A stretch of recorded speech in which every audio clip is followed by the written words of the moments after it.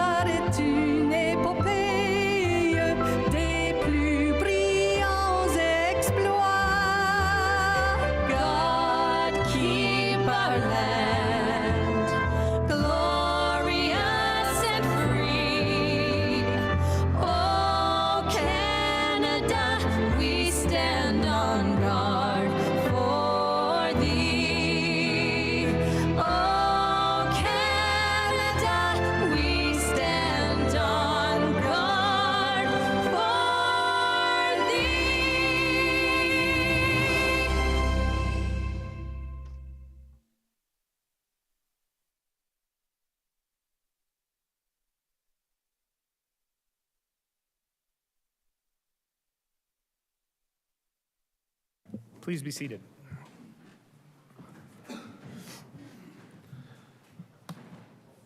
At this time, I will look to Councillor Mako to read the land acknowledgement.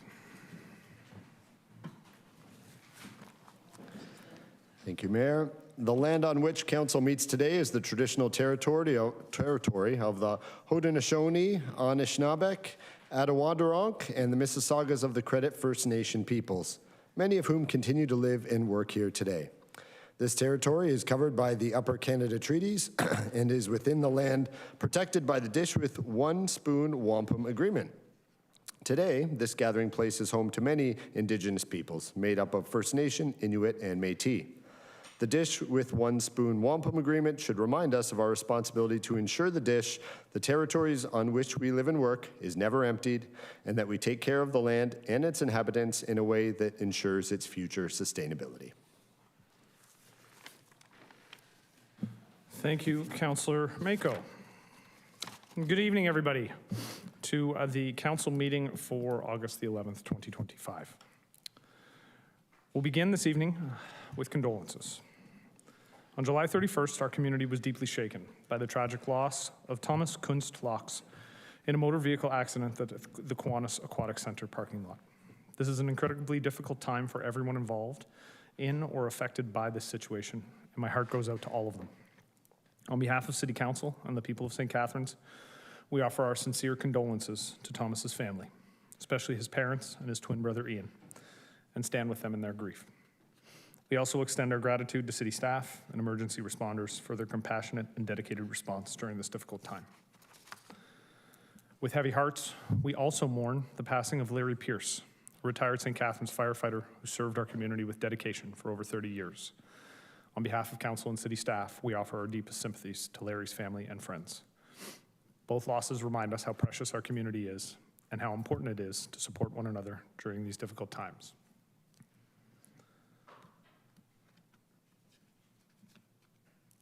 Moving on to some of the news and the updates from our community. I was proud to attend the celebration marking CIBC's 150th anniversary on King Street a few weeks ago. I want to congratulate the entire team for being such a long-standing, valued part of the St. Catharines downtown core. It was also an honor to join in the centennial festivities of the Port Dalhousie Lawn Bowling Club alongside Councillor Bruce Williamson and recognize a long-standing 100-year part of our community's history. And I want to congratulate everybody who's involved with the Lawn Bowling Club on that anniversary. I had the opportunity and a fantastic time attending the grand opening of K1 Speed at 333 Ontario Street. And I should say there is a a video of a race between myself and Mayor Jim Diodati from the city of Niagara Falls out there. I did win. It's not a big deal, but we are pretty proud of that. There's also a rumor that I may have spun him out on the 5th turn of the first lap. I can't confirm or deny that rumor, and you shouldn't believe the very clear video evidence that you see online. I am almost positive it was AI generated and not real. I do encourage all councillors, city staff, and visitors and residents to check it out though. Fully electric European imported carts, arrive and drive sessions, a paddock lounge, arcade games, seating for spectators. K1 Speed is an excellent addition to the family-friendly destinations we have here in St. Catharines. I want to thank Niagara Regional Housing for their organization and support for the Manchester basketball tournament again this year. And I want to thank Councillors Councillors Phillips and Harris and Stevens for joining me at the event, and McPherson. No? I'm trying to remember now. That's right. I was bouncing around because there were a couple of people who've been there in the past and who hadn't been there. Councillor Ratzlaff was supposed to be there. And I want to thank Councillors Miller and Harris for joining me at the event. I should just believe the things that are written in front of me. It is important outreach to the Manchester neighborhood, and it's a great chance for the residents to interact with the city, fire, EMS, and the Niagara Regional Police. It's so positive, in fact, that we are looking at expanding it to other parts of the community, so stay tuned for more information, and thank you again to Niagara Regional Housing for organizing that event. On July 28th, I hosted my annual SCORE charity golf tournament at the St. Catharines Golf and Country Club. Despite the 40-degree heat, it was a great day on the course. I want to thank our title sponsor, Rankin Construction, for their continued support of the event year after year. And I want to thank all of our major sponsors, hole sponsors, golfers who made this year the most successful yet. We raised more than $130,000, which will go directly back into our community. I want to give a special thank you to Councillor Harris for his continued support in the planning of the event and for helping to raise all those dollars. Many folks may not know this about Councillor Harris, but if you get past the gruff exterior, he is a big-hearted fella with the community at his core. And speaking of that big heart, now's the perfect time to share that Councillor Harris and I will once again be pushing grocery carts in the Labor Day Parade in support of community care. So consider this your first reminder. If you're heading to the parade during Merton's 79th Labor Day festivities, did I get that number right? 79th Labor Day festivities, please don't forget to bring along a bag of non-perishable food items. You can drop them right into our carts, or if it's easier, you can make a donation to any of the volunteers collecting along the route. Financial donations are also welcome at that time. And all members of council are welcome to join us on the walk. We can make it a strong showing of support. I believe for Councillor Harris and I, this is year 14. Well, you've done it longer than I have, but 14 for me anyways. So anybody and everybody is welcome to come along, and if you're lucky, I will race you down from the top of the Meriton Speedway, the Meriton Skyway on the grocery carts. It's a fun game to play. It is terrifying. I had a great time at the launch event celebrating 25 years of the St. Catharines Rotary Rib Fest. Congratulations to Rotary on another successful event. It was awesome to enjoy delicious food while connecting with the community. Again, congratulations to everyone involved in making the event a success once again this year. Rotary does so much good with the dollars that they raise. The kickoff event was an interesting opportunity to meet a lot of the membership who have, come and gone over the 25 years, but also to look at all of the different parts of the community they've supported with the dollars they've raised through Ribfest and other events.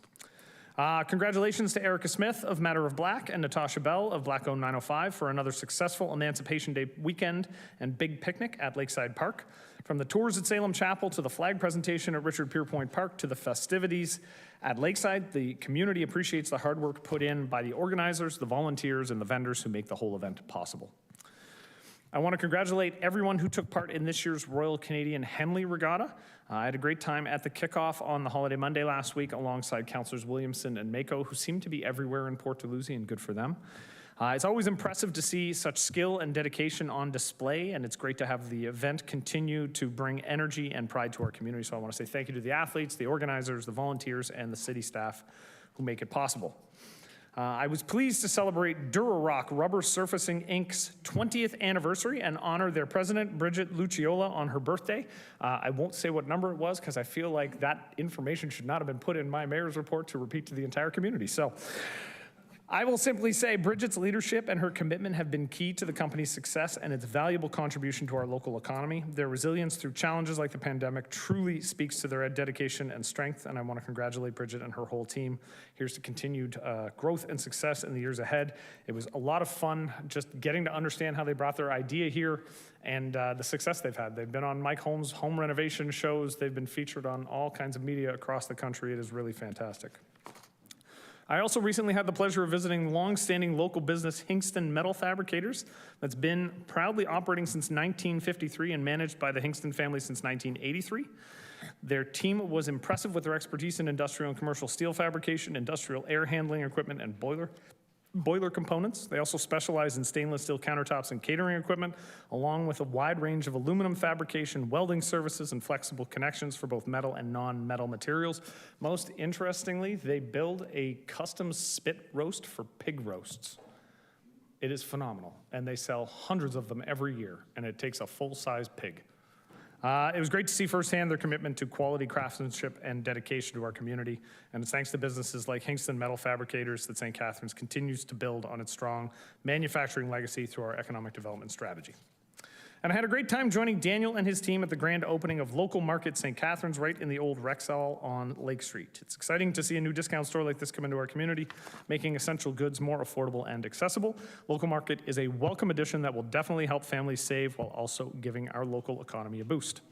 And my final point for this evening, just a plug for the Minto Cup. St. Catharines is proud to be hosting the 2025 Minto Cup from August 16th to 23rd at the Meridian Center.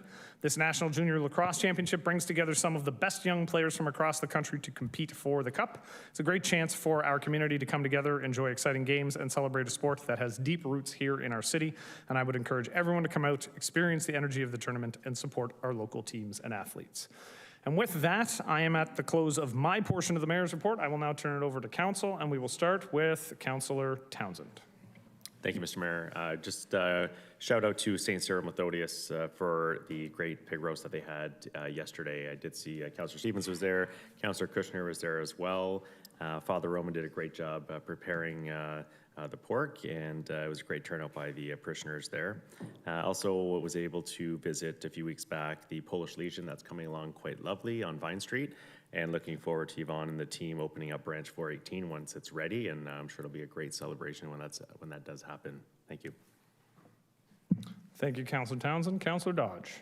Oh, thank you, Mr. Mayor. I just wanted to extend an invitation to a community picnic that they're having at Club Basel on Saturday, August 23rd. Rain or shine. They're calling it the beach party. There's lots of things to do. It's from noon till 6 p.m. and Club Basel is located at 111 Arthur Street. And shout out to everyone that's making this possible. And the Port Weller Community Association really works hard to make this a fun day for everybody. So if you can make it out, it's always a great event. Thank you, Councillor Dodge. Next up, we will have Councillor McPherson. Thank you, Mr. Mayor. I just wanted to extend thank yous to two groups. The first is the Welcoming Streets Initiative. I want to thank Kay, who is one of the supervisors there, for allowing me to join them for a walk or a shift. It's a downtown program working with those who are most vulnerable. And I want to say probably a bigger thank you and a very special thank you to Stephen, who's one of the block leaders. He has lived experience with addiction and homelessness. And I want to thank him for being so open and kind, and he's doing incredible work, as they all are. And if any businesses downtown want to learn more, if they don't know already, you can call them at 905-981-4283. And you can also visit the Downtown Association website. They're doing some really great work. And the second thank you is to our public spaces supervisor. I want to thank him on behalf of myself and Regional Councillor Yip. We were able to do, I don't want to call it a tour necessarily, but we were able to visit some encampments around the city. And both of us, I think, Laura would agree, Councillor Yip would agree that you think you know what you know, and then you see things and you realize you don't know anything at all. But I also want to thank the Public Spaces Supervisor and his team for taking on what is very challenging work and very difficult work. Thank you. Thank you, Councillor. Councillor Lindell. Thank you, Mr. Mayor. I just want to add on to the Labor Day Parade, which is the culminating process of our great Meriton Labor Day weekend, starting on Friday with Beef on a Bun. There's a lot of different activities happening this year in Meriton, including a talent show, there's a car show, some pets and horse riding, as well as some great events down Merritt Street at the Legion and at some of the businesses, and of course the fireworks on Sunday, the day before the Meriton Labor Day Parade. So if you're looking for something to do over the Labor Day weekend, please come to Meriton. We love having you there. It's Christmas in Meriton. Thank you, Councillor, and for the assist, Councillor Harris. Councillor Stevens. Thank you, Mr. Mayor. Along with Councillor Townsend there, you and myself, we got to tour the Polish Legion on Vine Street. It's really moving around. They're hoping to have it open by the end of this year. So it'll be another supply. There's 3 other great legions in the city here, and this one here, they've been out of business basically for a few years now, so they'll be up and running again and offering some services to veterans as well. And the building's moving along great, and it's going to be a great asset there in St. George's Ward on Vine Street. Just throwing that out there. Saturday, August 2nd, I represented the mayor and council down at the Fiesta Extravaganza 2025. It's a big Filipino, all of Canada. They tour Canada. They go to 13 different locations all throughout the country, and it's just a wonderful day, and to see all the culture and all the vendors and that. Unfortunately, it's in Niagara Falls, but the venue they have for it is a good venue. It's at Fireman's Park, and we can't get all of their stuff, but we get our fair share, so I'm not going to complain about that one. And Friday, August 8th, Hotel du Shaver celebrated their 20th anniversary here in Niagara, so all the great work they do up there at Shaver Hospital. I was up there again representing the mayor and council, so very good. Shout out to all the staff and all the wonderful work they do for everybody up there at Shaver, 20 years going. And this past Saturday, I was at My Moulin dance drama. It was here at the Performing Arts Center. They did Friday, Saturday, and Sunday performances. Last year they were in the Falls. I guess they do a lot in Toronto. It was great. It was a great show. My experience with Moulin is just a Disney movie. So to see the story and dance, and it was a lot of local dancers in St. Catharines are a part of the troupe, and all the young ones and little ones. Just a wonderful show. If it comes back here again, you got to go out and see it. It's just it's a great event. So thanks. Thank you, Councillor. Councillor Mako. Can we open up Councillor Mako's mic? Thank you, Mayor. Mike Williams is a longtime St. Catharines, Port Dalhousie Ward resident. He reached out to me last week regarding a tragic incident he's trying to raise some awareness about. He's here tonight in the audience with his wife, Evelyn. I've known both of them for many years, and I consider them more than just residents. They're my friends. On July 31st in the afternoon, a 15-year-old boy and 12-year-old girl drowned in the Wabigoon River near Dryden, Ontario. Neither child knew how to swim. The OPP emergency response team, Dryden Fire Service, and local emergency services responded and attempted to assist, but unfortunately they did not resurface. Jocelyn was the young girl's name, and Caden was the boy's name, and they were Mike and Evelyn's grandchildren. Although they're still mourning and processing this immense loss, they are also now committed to raising awareness about the importance of children learning to swim at an early age. Their mission is to have a lot more rescues than recoveries in the future. In Mike's words, people shouldn't be like me and take it for granted that the schools teach water safety and swim to survive. By the large, it seems they don't. My message is, I used to be a grandparent. Do you know if your grandchildren know how to survive an accidental fall into water? If you don't, please ask that question. I didn't ask, and you don't want to find out the hard way like I did. I didn't get a second chance, and neither did they. There's some very powerful, emotional words, and I just hope we as a city can do what we can to help educate the public about the importance of water safety and learning to swim. It's not just for fitness and exercise, it's a life skill that everyone should be taught. Thank you, Mike and Evelyn, for bravely joining us tonight and being willing to share your story. I want you to know your community is here for you. Mayor, I don't know if you'd like to add a few words. Thank you, Councillor. And I appreciate you bringing this forward. And Mike and Evelyn, just know on behalf of the community, you have our condolences. And I think the message that you are trying to spread is the right one, and it's one that I think we can all take up.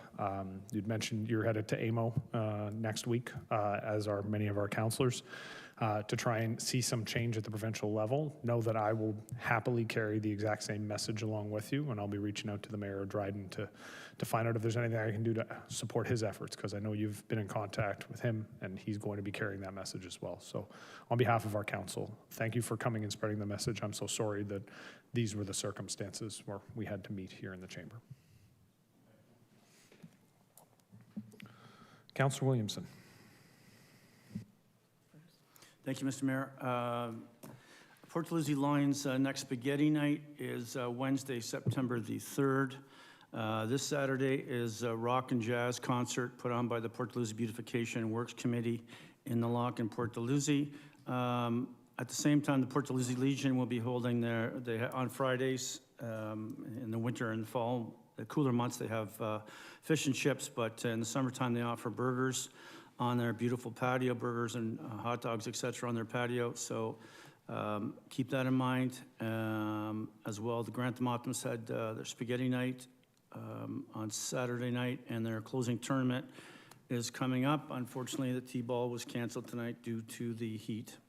Thank you. Thank you, Councillor. One thing that I did neglect to mention, I did have an opportunity on July 26th and 27th to head over to the Egyptian Festival. It was taking place at the Egyptian Church on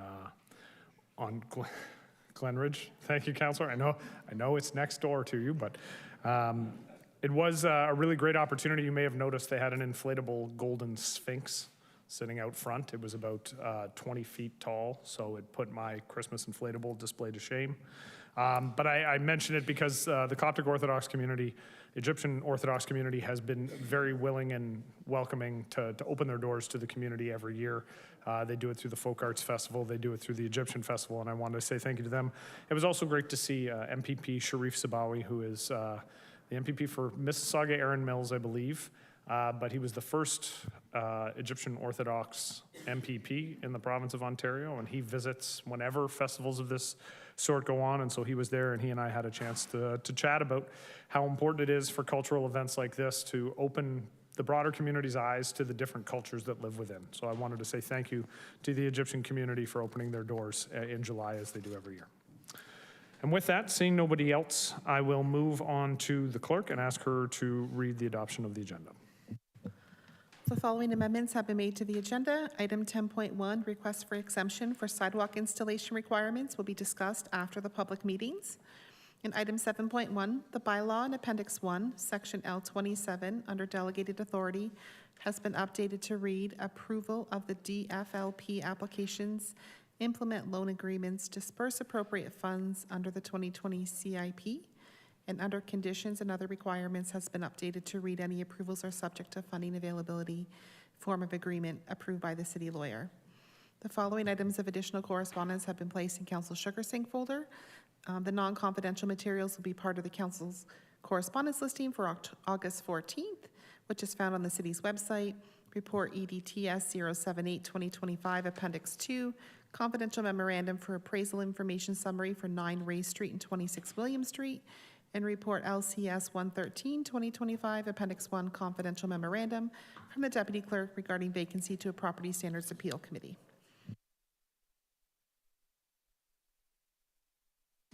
Can I have a motion to adopt the agenda? Councillor Harris, seconded by Councillor Stevens. All those in favor? Opposed? And that is carried. Adoption of the minutes. We have a motion that Council adopt the minutes of the regular Council meeting held on July 14th, 2025, moved by Councillor Phillips, seconded by Councillor Kushner. Can I, all in favor? Opposed? And that is carried. Are there any declarations of pecuniary interest this evening? Seeing none, we will move on to move the consent reports. Can I have a motion to approve the consent agenda? Councillor Stevens, Councillor Williamson. And I will look to the clerk to read the list of consent reports and call the recorded vote. Tonight's consent agenda consists of item 6.1, Economic Development and Tourism Services and Community Recreation and Culture Services, Memorial Cup Bid Support Request.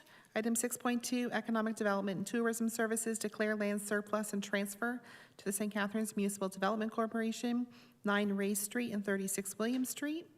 Item 6.3, Legal and Clerk Services, Office of the City Clerk, Records Retention Bylaw and Function-Based Classification System and Retention Schedule. Item 6.4, Legal and Clerk Services, Office of the City Clerk, filling of a vacancy on the Property Standards Appeal Committee. Item 6.5, Planning and Building Services, Implications of Implementing a Renovations and Relocation Licensing Bylaw.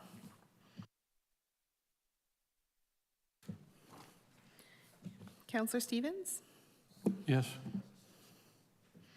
Councillor Townsend? Yes. Councillor Williamson? Yes. Councillor McPherson? Yes. Councillor Lindell? Yes, but I want it noted that I'm in opposition to 6.1. That'll be noted. Councillor Mako?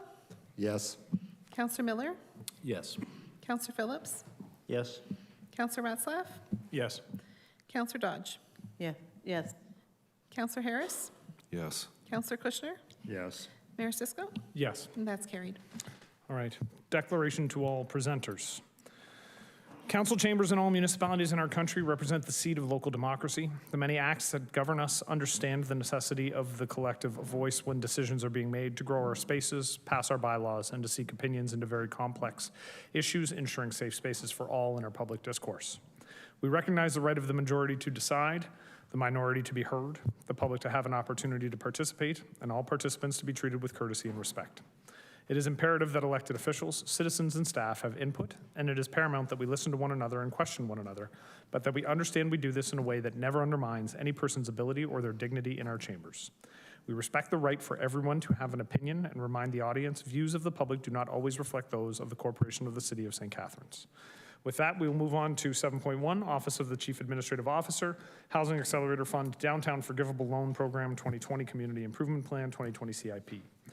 The purpose of this public meeting is to ensure that sufficient information is available for the public and council to understand the Forgivable Loan Program 2020 Community Improvement Plan 2020 CIP and to provide the public with an opportunity for input before council's decision.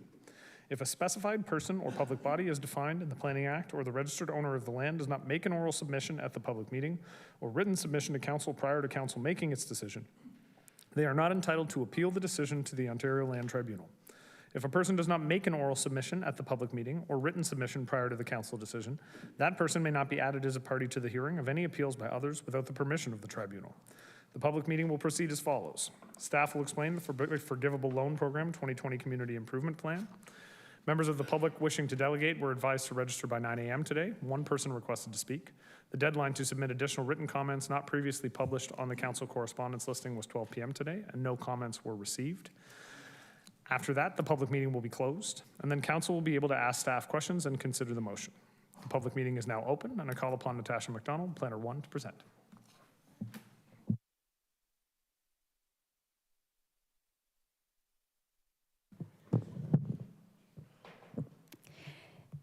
Thank you. Good evening, Mayor Cisco, City Councilors, staff, and members of the public for joining tonight's public meeting to discuss an amendment to the 2020 CIP program to add the Downtown Forgivable Loan Program.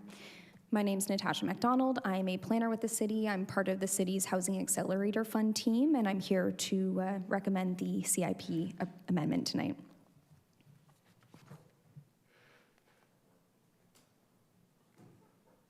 There we go.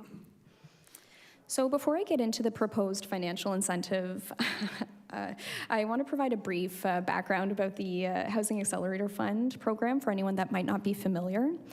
So in January of 2024, the city was awarded $25.7 million from the federal government through CMHC as part of their HAF program. And then in April of 2024, the City Council approved the city's Housing Accelerator Fund Action Plan, which included 7 initiatives aimed at overcoming obstacles to build housing and support the development of affordable, inclusive, equitable, and climate resilient communities. And so the city was awarded $25.7 million as part of the HAF program.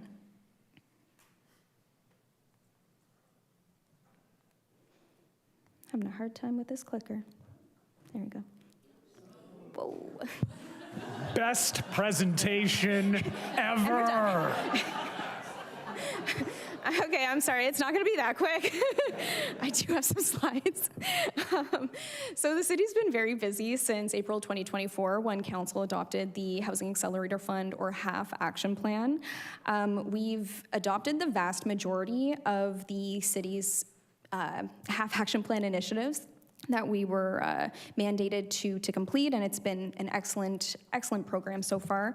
So some of the major milestones include zoning changes to permit fourplexes as of right, as well as zoning changes to waive any sort of parking requirements for affordable housing.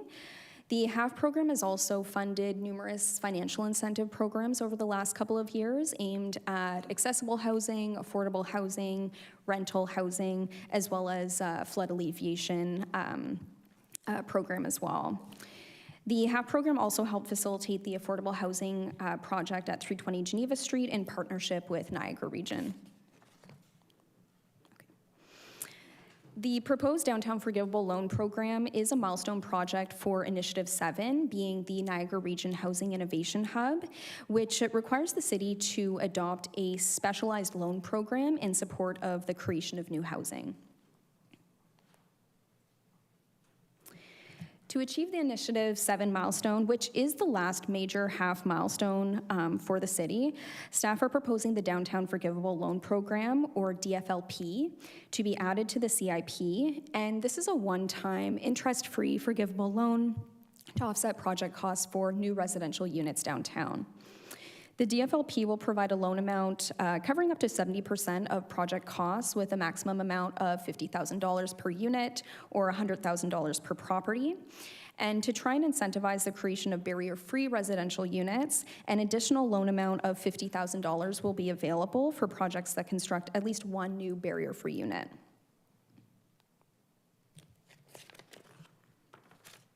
So to help address the number of vacant units that are in the downtown area, the DFLP does target the conversion of vacant upper-level, rear, or basement units.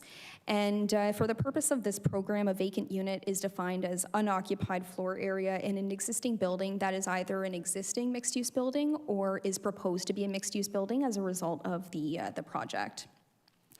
New units also must meet standard requirements, zoning, building code, fire code, what have you, to be eligible for the fund. And they also have to be located within the downtown priority neighborhood, which is a CIP area, and that's outlined in the slide behind me. So in terms of the maximum forgivable loan amounts for eligible projects, this table highlights the maximum forgivable loan amount. It really depends on the number of units and whether or not there are any barrier-free units involved in the project. So for any sort of project, 70% of the eligible project costs would be eligible under the forgivable loan. Up to ranging from $50,000 if there's just one unit, up to $150,000 if there's 2 or more units per property, one of which being a new barrier-free unit. And all DFLP loans will be covered by HAF, and we currently have about $1 million allocated for the program. So just to run through an example scenario for the Downtown Forgivable Loan Program, or DFLP, funding could be for an existing building in the downtown core, which has an active ground floor commercial use with vacant upper floor. So maybe there used to be an office there, but it's been vacant for some time. Maybe it's now being used as storage for the commercial use. And let's say the property owner has been interested in converting that vacant upper floor to add a couple units, one of them being an accessible unit or a barrier-free unit, but because of the capital costs required, it just isn't that feasible. So under the DFLP, the project would be eligible for a forgivable loan. And in this scenario, because there's 2 new units, one of which being an accessible unit, it would be eligible for up to 70% of project costs to a maximum of $150,000 for the property.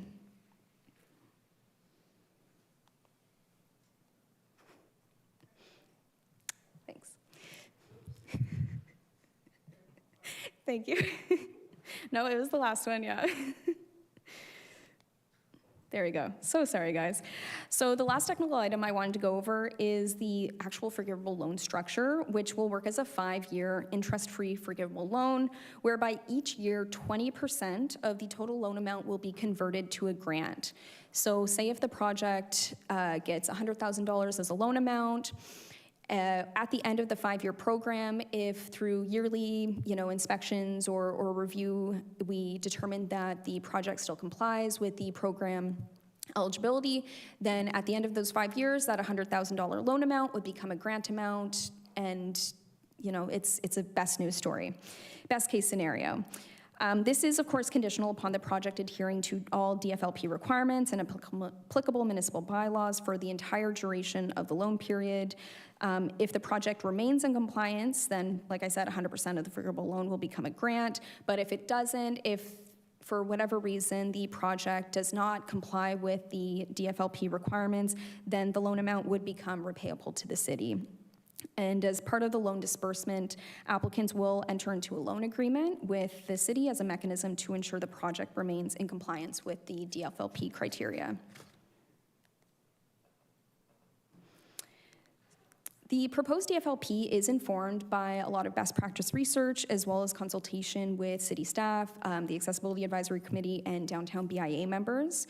So members of the public were also notified. There was an ad in the Standard. There are city project website updates as well as social media posts advising of the public meeting with links to the program information. To ensure the program's best set up to address downtown vacancies and facilitate barrier-free housing, staff reviewed multiple loan programs. We reviewed residential construction loans and grants, as well as barrier-free incentives. So in conclusion, staff are recommending that council amend the 2020 CIP to add the Downtown Forgivable Loan Program. The program does achieve half Initiative 7 milestone. It aligns with city goals and policies, largely the intent of the 2020 CIP, and it provides financial support to create new residential units downtown. Thank you. Thank you, Ms. McDonald. And a reminder to council, you will have an opportunity to ask questions of staff once we've heard the public comments. Prior to discussing the report, council will hear a delegation from Kat Dodge. Before Ms. Dodge, does anyone else in attendance wish to speak? All right, seeing none, Ms. Dodge.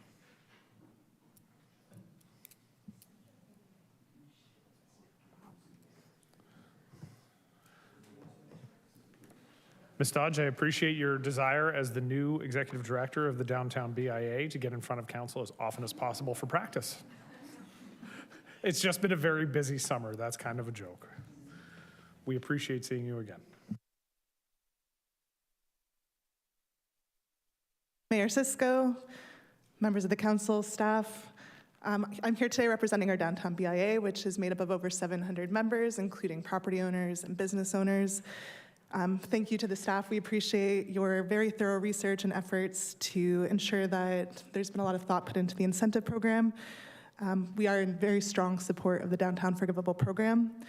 As we all know, more residents in the downtown significantly boosts foot traffic, supports local businesses, and creates a vibrant, walkable environment while adding more eyes to the streets, which could help with stopping vandalism, petty crimes, etc. Mixed-use spaces contribute to a more healthy downtown, and it helps us to become more resilient in economic changes. You can even see the Penn Center is starting to hop on board. As you've heard directly from our members over the last few city council meetings, this is a difficult time for property owners, and prices are at an all-time high. They've been recovering from a decade of construction, a pandemic, markets, ongoing barriers, etc. And many of our downtown property owners are saying that because of the current regulations and economics, it does make it nearly impossible for them to create residential units. and that's why we welcome this initiative. It's a real opportunity for us to move forward. Through some of our research over the last 2 years, we've tracked about 300 vacant units just within the BIA. The Federal Housing Accelerator Fund, it delivers significant housing without additional strain on the city budget. It's a rare opportunity and one worth moving forward quickly. From our outreach to our members, it does appear that these projects are going to cost around $300,000 on average, and the amount of $100,000 in support with an additional $50,000 for barrier-free units, it was received very positively, and it could make the difference of if someone's able to go through with their plans or not. Many of our property owners who hope to benefit from the program are already ready to go. A lot of them are at a make or break situation. They're eager to move forward. One business owner that has been considering turning their second floor into a few different residential units has been waiting as they struggle to keep their business going. When they heard about this plan, they were very excited. It's something that a program like this that will make their goal feasible and allow them to bring in additional income and keep going in the downtown. In addition to the funding, there are some real-life concerns from our members, just about procedural errors, worries about process taking a long time, potential delays, and ensuring that smaller property owners have equitable access to the funds as well. But with that being said, through my short time being the executive director, I've heard so much positive feedback from our members with staff working directly with them. Specifically, a name, Tammy Kate, comes up. She's done an excellent job with building trust and helping our businesses coordinate approval processes within various departments. And so we thank her and her team and Team SDC. And as such, our Downtown Association is always committed to working with the city to make sure that all of the hard work is rolled out for our members and for the benefit of the downtown as a whole. Programs like these strengthen our downtown. A strong downtown is a stronger city. So thank you very much for the consideration of this loan and for ensuring that downtown business members' voices are heard. All right, thank you, Ms. Dodge. Are there any questions? All right, seeing none, thank you very much for the presentation. Can I have a motion to close the public meeting? Councillor Dodge, Councillor McPherson. All those in favor? Opposed? And that's carried. Public meeting is now closed and council's called to order. Persons wishing to receive notice of council's decision should submit a written request to the office of the city clerk. Do I have a councillor who would like to move the recommendation in the report? Councillor McPherson, seconded by Councillor Ratzlaff. At this time, if there are questions or comments, either for staff or comments to the motion, now is the time. Councillor Williamson. Thank you, Mr. Mayor. Through you to staff, so we're taking the overall budget for this is $1 million or the 25.7 that we're getting from the federal government. A lot of units are already in existence, I believe, in the upper stories downtown. Do we have any idea of how many units we could potentially add through this program? Through the mayor to the councillor, yes, there has been a lot of research gone into how many vacant units are in the downtown and how many would be eligible for this grant. The data isn't perfect, but based on data that we have, there's over 250 vacant units in the downtown. And as Kat had mentioned, there are definitely some property owners that are interested in the program and would benefit from the program. So. Thank you. And this applies to new projects, not projects that are already underway? That's correct. It's for new projects. Okay. And the boundaries for the downtown area, were they similar to the ones we talked about with the Heritage District, or are they different? Through the mayor to the councillor, they're not. So it's what was our previous urban growth center. Okay. Yeah. And everywhere where the facade grant program applies, pretty much. Right, and then the language here, we're calling it the Forgivable Loan Program. Why, isn't it just a grant? Aren't they grants? Through the mayor to the councillor, if it's a forgivable loan program, it puts us in a much better position to be able to recover any of the funds should construction not proceed or something were to change. If it's a grant, we don't really have much avenue outside of taking somebody to court. Rather than it being a loan that we've provided, they're obligated to pay it back to us. Thank you. Councillor Williamson, can I just say thank you, because I asked the exact same question and was so confused why this was called a forgivable loan. And Ms. Josipovich gave me the exact same answer, and once I heard it, I went, oh, that makes complete sense. But I want to thank you for being the first person and asking the exact same question. Thank you. Every once in a while, a blind squirrel finds a nut, Mr. Mayor. And then there's going to be a deadline. We're going to take all the applications and then make decisions, or is it a first come, first serve, or how is that going to work?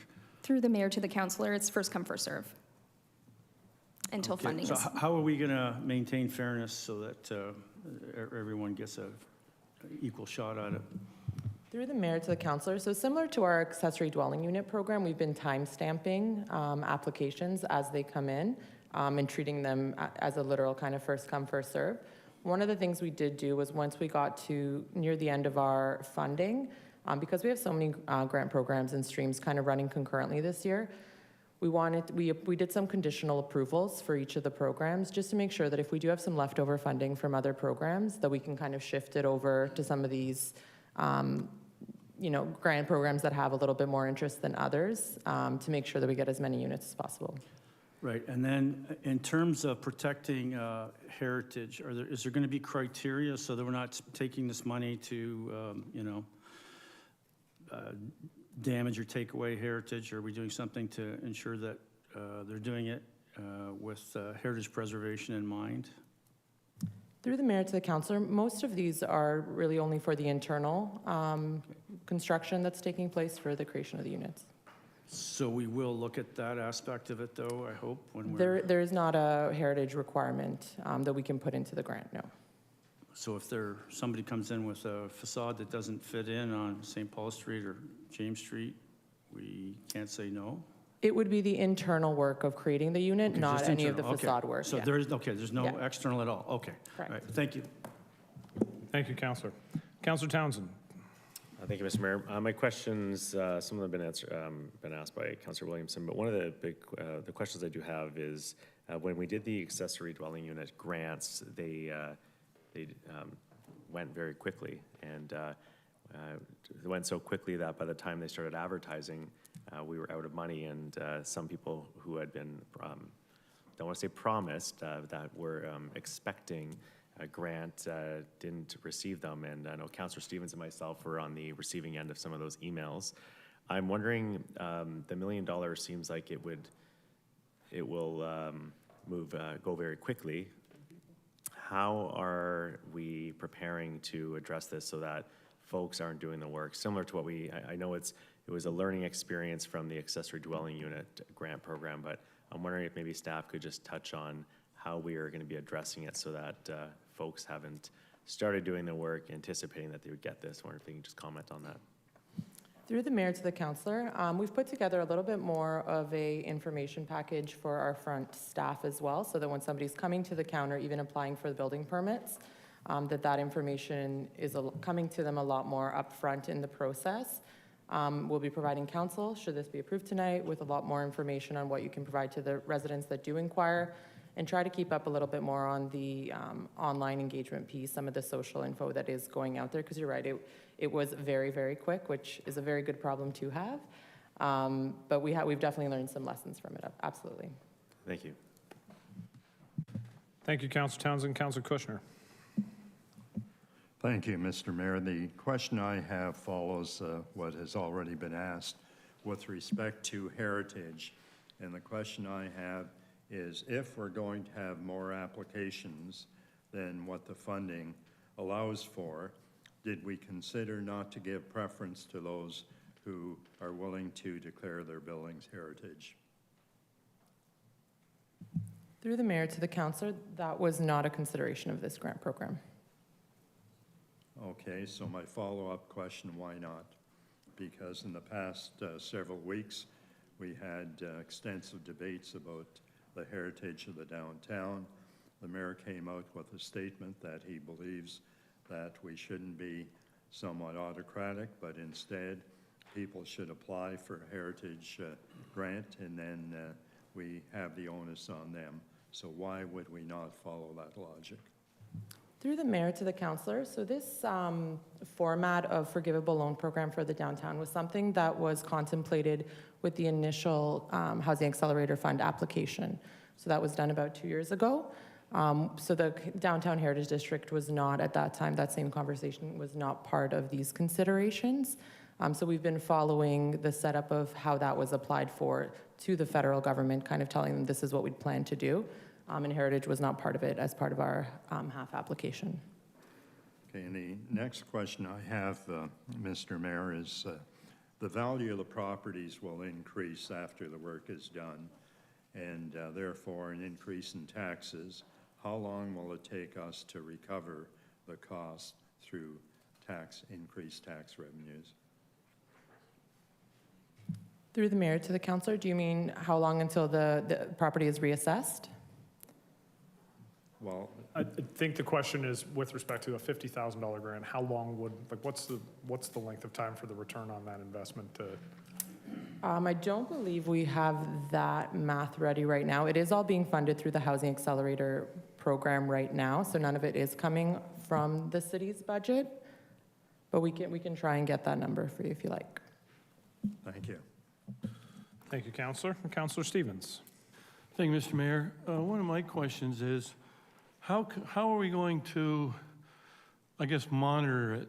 So a business owner, property owner doesn't get this grant and then they're moving into it themselves because now they just built a really nice, beautiful apartment above their business instead of renting it out to the people that we need.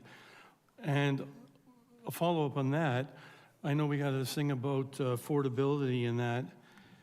If they're dumping a lot of money and they're really making something really nice, is it going to be really high rents and there might not be an occupancy? How, after they get the money, is there a timeline to rent this out? And if the rents are too high, they're not going to rent it out. So is there any kind of thing in motion that we can protect the fact that we're giving them money and it might sit there empty because the rent's too high? So, and then this was a bust. So we need some kind of accountability or monitoring, I think, for it. Through the mayor to the councillor, the purpose of this portion of our initiative through the half is the creation of units, not necessarily ensuring that they're rented or that they're rented at a certain dollar amount. The idea for your first example is, let's say they do renovate it and they'd like to move in themselves and maybe live above their business, which is a good option. The idea is that that would then free up a unit wherever they were living in the past, perhaps, right? Maybe they're going to sell their home that goes to a new family. So the idea is the creation of units in the city and the creation of the whole spectrum of units, right? From difference in size, location, and rents throughout the city. So at this point, we're not proposing to be monitoring timing of rent or amount through this program. Okay, I mean, I think it's a good idea, but I also, if somebody's getting money for nothing and it doesn't get rented out and we gave them money and it sits there empty, I just think needs to be some kind of accountability to us to show that this program works. If we're giving out money, they're renovating and everything's sitting empty, then really it didn't work. So that's just my 2 cents there. So through the mayor to the councillor, one of the pieces is that it's what we really tried to make sure through the definitions is that it's not a renovation, it's a unit creation. Yeah. So let's say you have units that are being rented out right now, but you'd like, to be a little bit nicer. The idea isn't to take the 50,000 or 100,000 and make it into a very luxurious unit. The idea is some of those spaces above the commercial units that really are not in any shape to be used for anything. No one's lived there for 30 years. They're not truly residential units. They're just empty space. To be able to create units out of those. As we heard from the Downtown Association, it's probably going to cost about $300,000 to do that. The idea of somebody spending $200,000 of their own money and their property taxes going up and then not choosing to rent it, I mean, it's possible, but unlikely in most cases. Okay, when you say unlikely, that's just, that's like looking into the future, so I don't like that part of it, but I agree with you. Thank you, Councillor. I am just going to add very briefly, I've had the opportunity, and I'm sure the downtown councillors have probably had the chance to go upstairs into some of those upper floors of units on St. Paul Street. They are not livable. Many of them are just either storage spaces or they are abandoned spaces. It would take significant capital on the part of the owner to be able to go in and do the level of renovations that would be required, especially considering, I mean, in some cases, these are 150, 160-year-old buildings. To be able to build a unit to code, I mean, Chief Building Official is not here, but I'm sure he could give us a laundry list of all the things that most of those buildings are probably deficient in that would need to be dealt with. So it would be hundreds of thousands of dollars to be able to do that. I think you're right, it's hard to look in the future, but I think that's the reality of all of the grants that we have approved over the last year. You know, with the ADU grants, there are always possibilities, you know, that someone will build the ADU and not rent it, but that would be a very large capital outlay on their part with an increase in their property taxes for no return. And I mean, you're right, they would get some grant money, you know, but at the end of the day, it doesn't seem like a worthwhile deal. And I think that's what we're sort of depending on here, is that it would be too much work to simply get the dollars. Can we open up Councillor Stevens' microphone?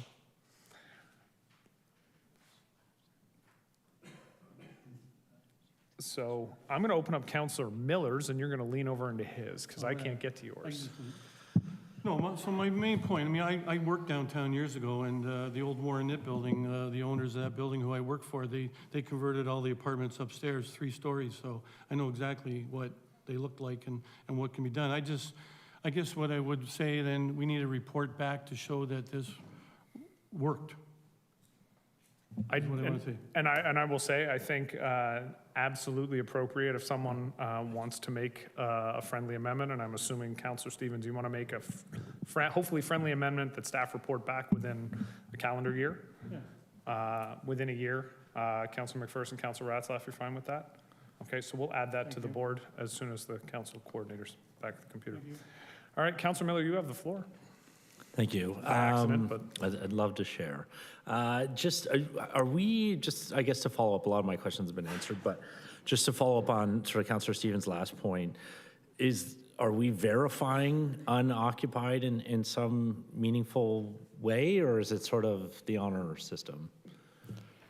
Through the mayor to the councillor, yes, that's correct. Through the application submission material requirements, they'll have to provide some details on when it was last occupied, the past use, documentation, basically anything that we might need to confirm that it is unoccupied, and including photo evidence.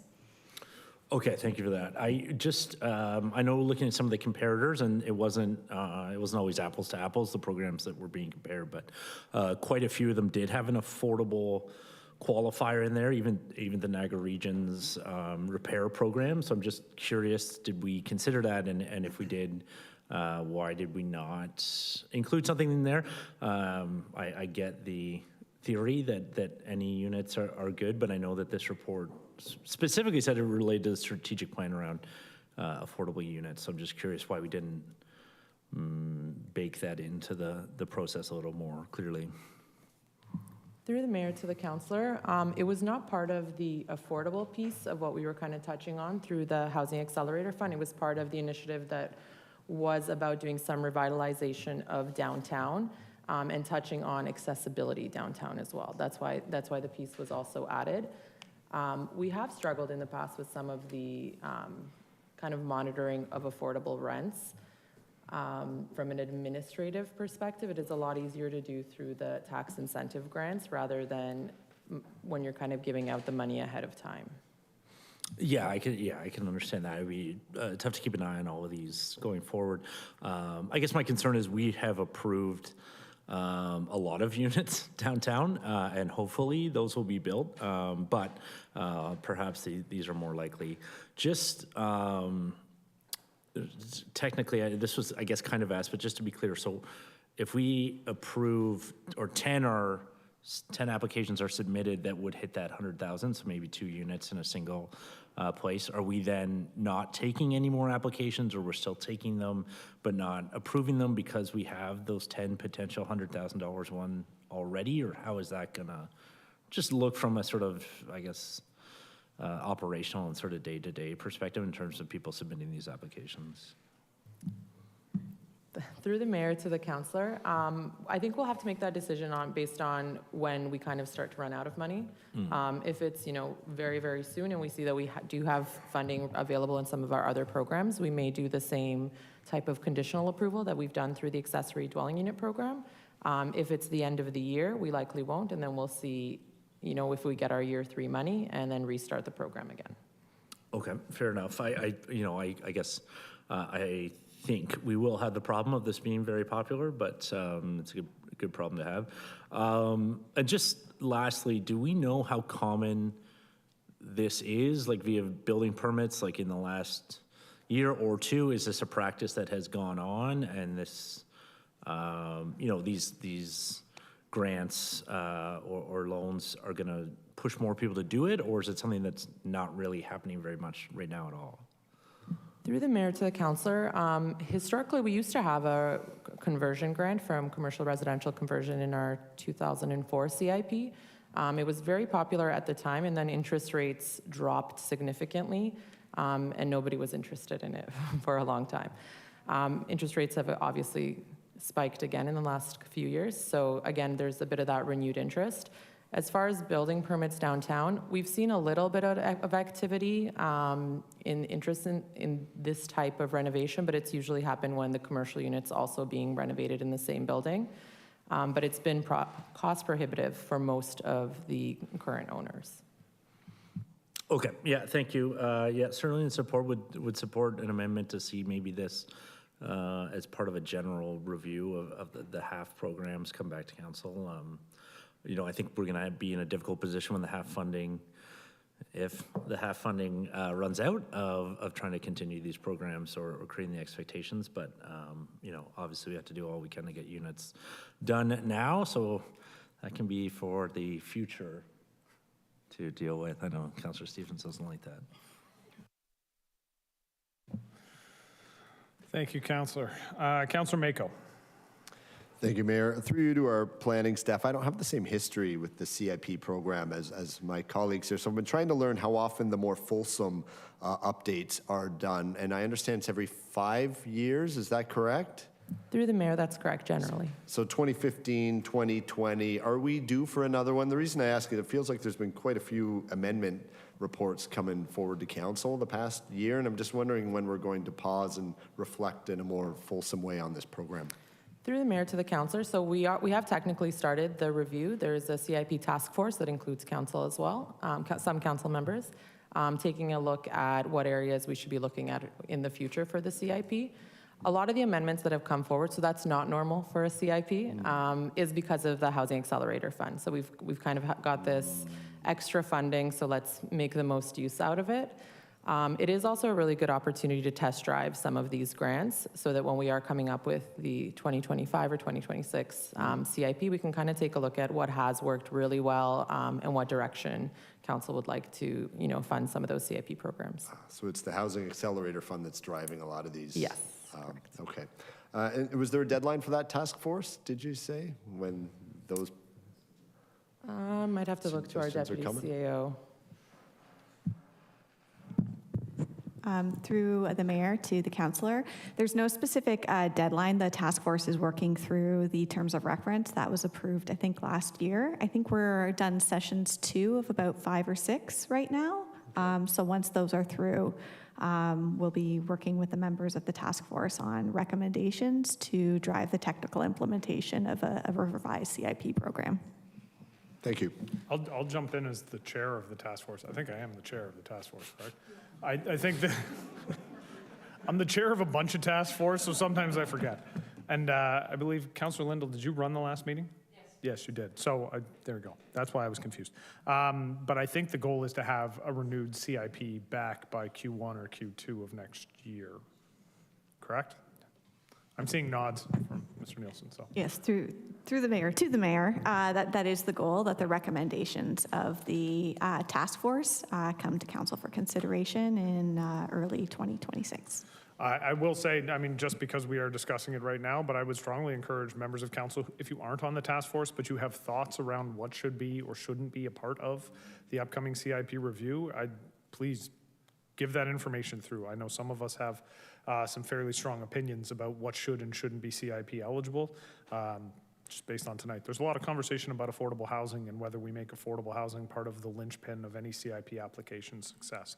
So bring those ideas forward. I will continue on with the speakers, though. Councillor Phillips. Thank you, Mr. Mayor.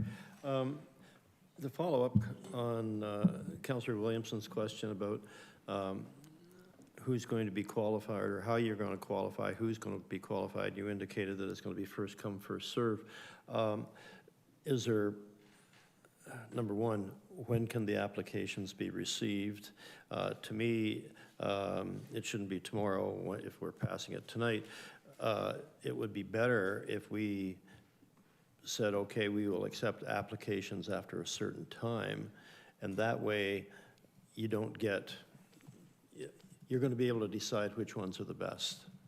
Where if, we'll say you get 10 in, the first 10 in, and you accept them, and because they come in fast, and then you get another 5 the next week, and they're better, well, the money's gone and you can't accept them. To me, you would be, I think it would be better to establish a time of, say, we won't be accepting anything for 2 months, or you pick a time, and then you can decide on which ones would fit best downtown. Do you know what criteria you're going to use as far as accepting, other than renovating the insides or the inside of the place? Have there already been criteria as to what's going to be acceptable and not acceptable?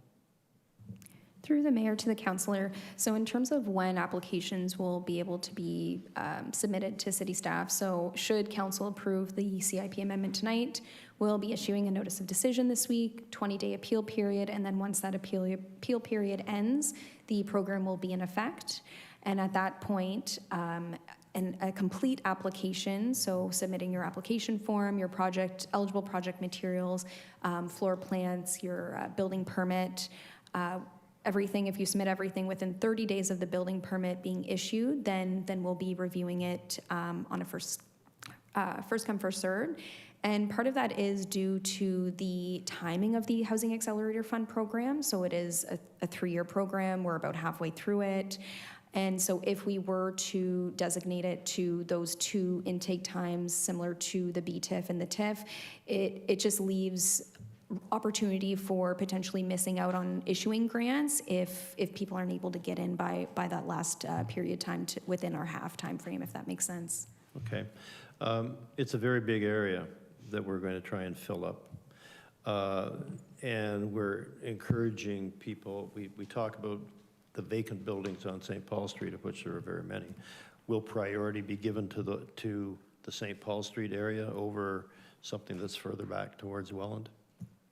Or is it, again, just going to be first come, first serve? Yeah, through the mayor to the councillor, it is first come, first serve. If the project meets the eligibility requirements, bringing a new unit that meets the Ontario Building Code within that downtown priority neighborhood. Okay. Just to add for the councillor, it is for mixed-use buildings. So it does eliminate a lot of the types of buildings that are in that area. If they're just residential homes, they wouldn't qualify. So St. Paul Street probably has the most properties that qualify for the grant. That's good to hear, because I think back, Mr. Mayor, when we built the Meridian Center, looking at St. Paul Street from where we were building the Meridian Center, it looked like a real slum, to be honest with you. And once that Meridian Center was built, we had developers and builders come in, and they really did clean up. And I remember doing some tours of some of the apartments that were there, and they did a really nice job. So, you know, hopefully that's going to be the result of what's going to happen here. Once a builder is given the grant, I know it's over 5 years where he or she will get her money. At that point, can they just sell the building and say, thanks for your money, my building is increased by this amount of money, I'm gone? Or is there going to be something in there that says you must hold on to the building for a certain length of time? Or have you got that far? Through the mayor to the councillor, there is a loan agreement that's going to be required to be executed before the loan disbursement, and that is the ownership piece is something that we're discussing with legal staff. So yeah, the intent isn't that someone get the loan and you know, have it cease to be a unit. So that is something we'll be addressing in the loan agreement. Yes, we don't want a get-rich-quick program for builders. Thank you. Thank you, Councillor Phillips. Councillor McPherson. Thank you, Mr. Mayor. I might be biased, but I am very excited by the downtown forgivable loan program or grant, we'll just call it that. Just a couple of questions. Currently, what is is the vacancy rate, does anyone know what the vacancy rate for rental units is in St. Catharines right now? Just to the point of, that the people are going to take the money and then not rent them out. Through the mayor to the councillor, I think we're at about high twos, 2.8, Okay. 2.9. So there are a lot of people looking for places to live. Okay, thank you. And then just wanted to ask about the barrier-free, knowing a lot of these buildings as I do. I'm trying to figure out how many of the second floor units would be, barrier-free. So in that case, you are, just to the expense of it, you're probably looking at an elevator install, correct? Through the mayor to the councillor, yeah, that's correct, which is why we wanted to give that additional loan top-up, understanding the capital costs associated with that. The program is also eligible for new residential units located behind a commercial unit, so it's possible that an accessible or barrier-free unit would be better suited for that location, but hopefully we're able to get some upper floor units as well. Okay, that's fantastic. And then just when it comes to, because I know we've had discussions in the past, and I've heard from many property owners about the timing and the speed of permits and that sort of thing. Is a new process going to be developed, or I know you're working on it. I know everybody's working on it. But will there be kind of some speed with which people get permits and priority? Thank you, Councillor. Through the mayor to the councillor, something that we kind of started with the accessory dwelling unit program was keeping an eye on the applications that did have intention to apply, to make sure that there were no delays on our end that would impact their ability to get the grant. And we've made very good use of our expediter from our ECDev department. Excellent, thank you. I hope my colleagues will support this. I think all of us have heard, well, at least I've heard from my mom about when downtown was thriving. And when that was happening, many people lived above their stores, or they lived above their units, or they rented out. So I hope my colleagues will support this. I think it's very necessary and will be a benefit to not just the downtown, but the whole city. Thank you. Thank you, Councillor. Councillor Ratzlaff. Thank you, Mayor, through you. Just wanted to offer some comments. We heard, I think it was this last week or this month, that there could be potentially residential units at the Penn Center. And, thinking about putting residential units in mixed-use buildings downtown, we have those spaces already built. It's just a matter of making them more livable. This is one of the most livable parts of our city, both by design and proximity to businesses. And, we're bringing residents to where the businesses are. And we've heard from businesses, we heard from the BIA today that this is one of the biggest barriers to our downtown, is that there's just not enough people. We have approved a lot of units. Ontario has one of the slowest building starts of any province in Canada currently. And so a lot of those units probably won't come online for a while. This is, 250, 300 units that are already there ready to go. And we don't have to argue about shade studies because they're not going to be creating shade for anyone. Right, and so I think it's I'm really excited about the program, and I hope that it has an impact on our downtown. Thank you, Councillor Ratzlaff. Seeing no other comments, I will, at this time, look to the clerk to call the roll.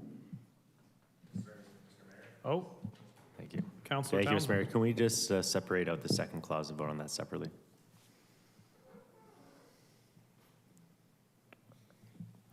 It is always appropriate. As my good friend, Chair Jim Bradley says, it is Just always separate that. I'd like to vote on appropriate that to separately. separate it. Thank you. I believe council should be.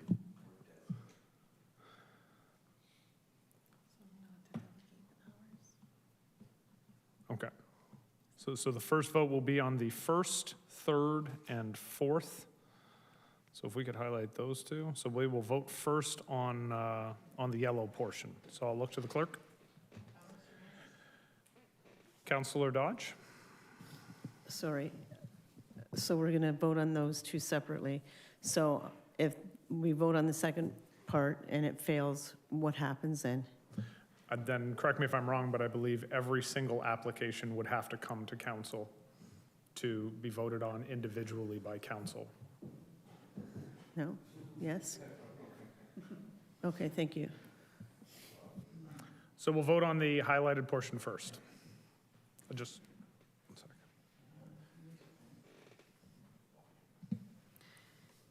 Councillor McPherson. Yes. Councillor Ratzlaff. Yes. Councillor Miller. Yes. Councillor Williamson. Yes. Councillor Stevens. Yes. Councillor Townsend. Yes. Councillor Mako. Yes. Councillor Phillips. Yes. Councillor Harris. Yes. Councillor Kushner. Yes. Councillor Lindell. Yes. Councillor Dodge. Yes. And Mayor Cisco. Yes. That's carried.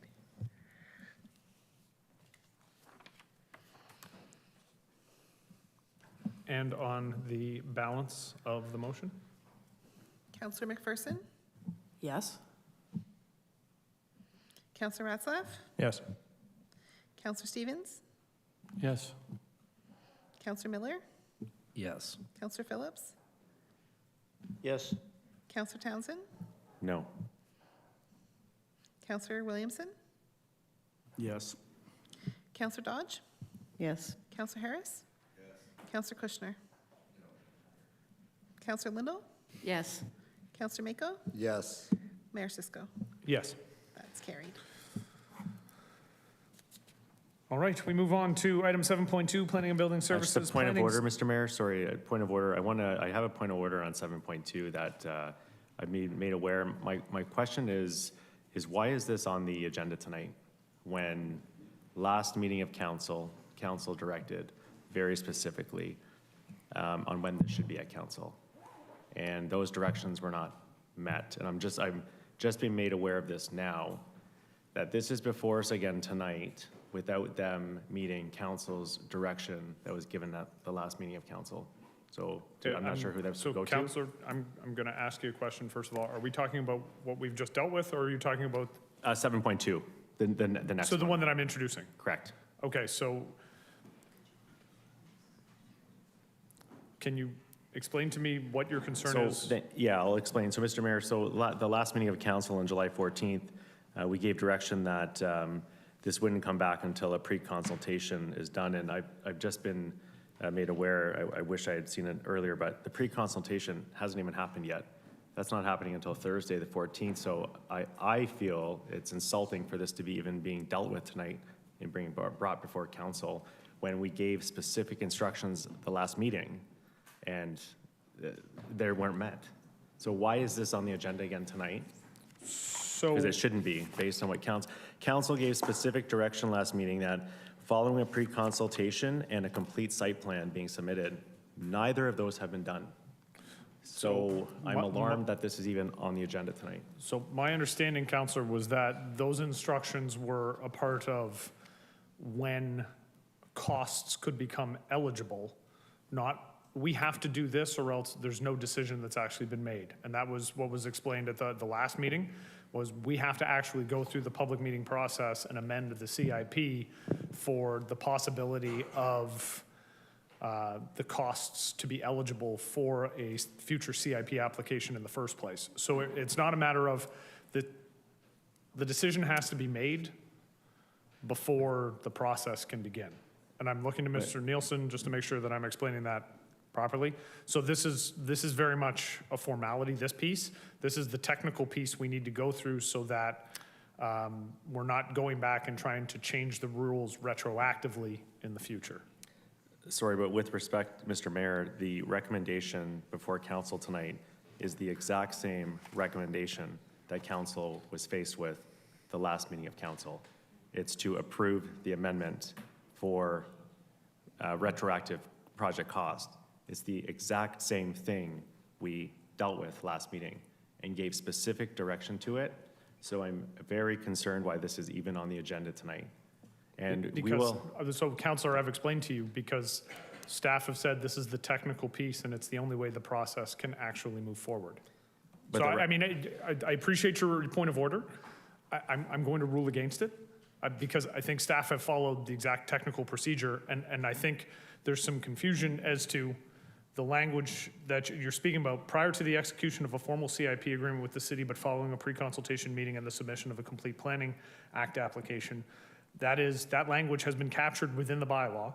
That language is there, and so the costs incurred for the lands municipally known as 527 Glendale Avenue may be approved by the city prior to the execution of the formal CIP agreement, but following the pre-consultation, which was the direction of council, that those costs could be applied to a CIP grant only after they had gone through the pre-consultation and the complete planning application.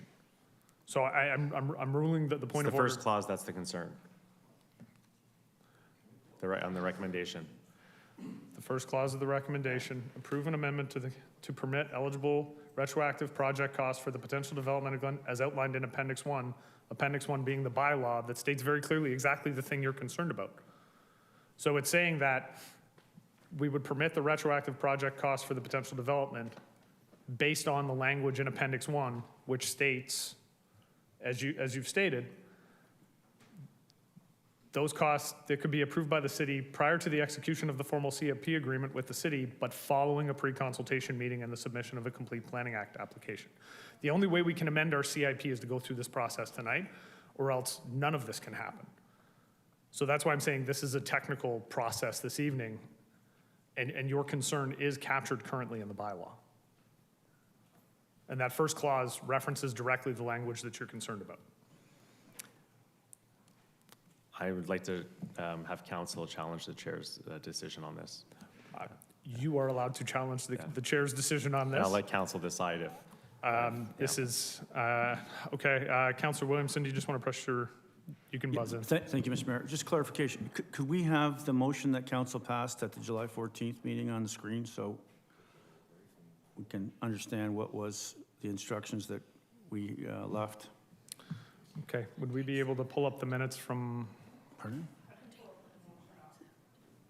If you have the motion from the meeting.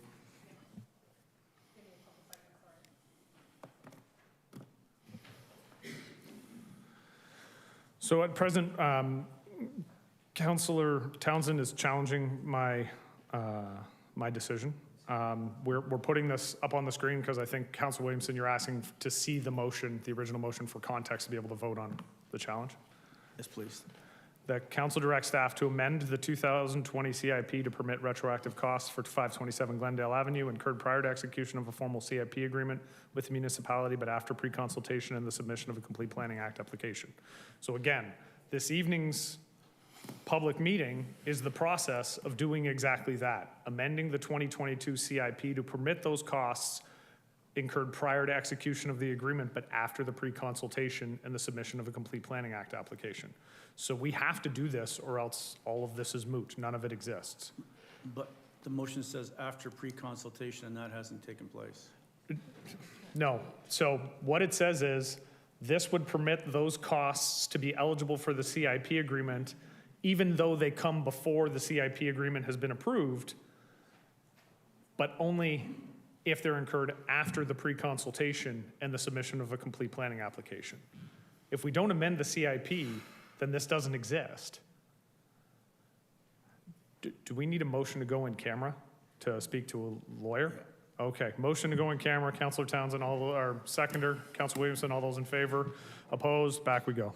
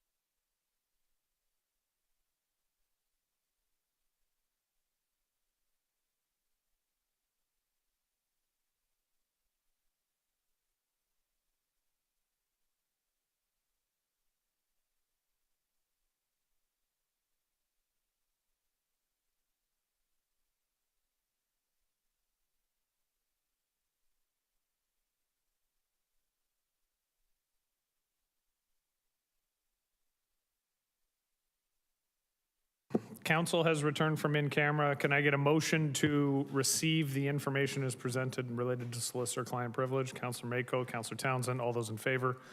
Opposed? And that's carried. Councillor Townsend. Thank you, Mr. Mayor. I'll withdraw the challenge of the chair. Thank you for the legal opinion. Thank you, Councillor. All right. So, back to where just give me 1 second. So, purpose of this public meeting is to ensure that sufficient information is available for the public and council to understand the council-initiated amendment to the 2020 CIP for 527 Glendale Avenue and to provide the public with an opportunity for input before council's decision. If a specified person or public body is defined in the Planning Act does not make an oral submission at the public meeting or written submission to council prior to council making its decision, they are not entitled to appeal the decision to the Ontario Land Tribunal. If a person does not make an oral submission at the public meeting or written submission prior to the council decision, that person may not be added as a party to the hearing of any appeals by others without the permission of the tribunal. The public meeting will proceed as follows. Staff will explain the council-initiated amendment to the 2020 CIP for 527 Glendale Avenue.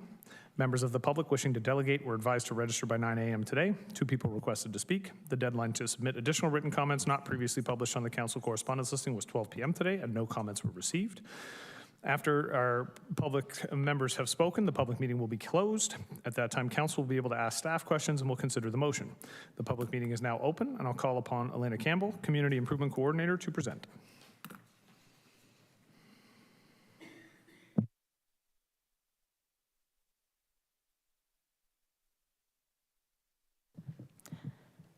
Good evening. This presentation is to amend the CIP for 527 Glendale Avenue. On July 14th, staff were directed to draft an amendment to the 2020 Community Improvement Plan, or 2020 CIP, to permit the future property owner of 527 Glendale Avenue to incur eligible project costs prior to entering into a Community Improvement Plan agreement, but following a pre-consultation meeting and the submission of a complete Planning Act application. This proposed amendment does not provide CIP approval to the future applicant. This is to permit them to begin incurring project costs that can be considered toward the grant if and when they become approved.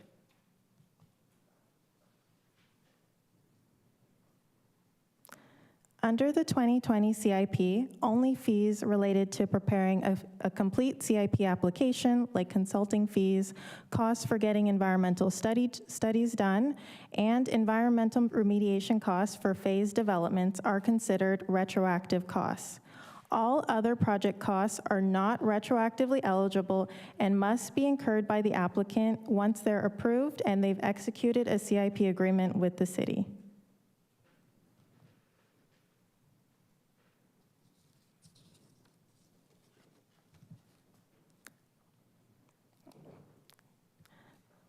Sorry.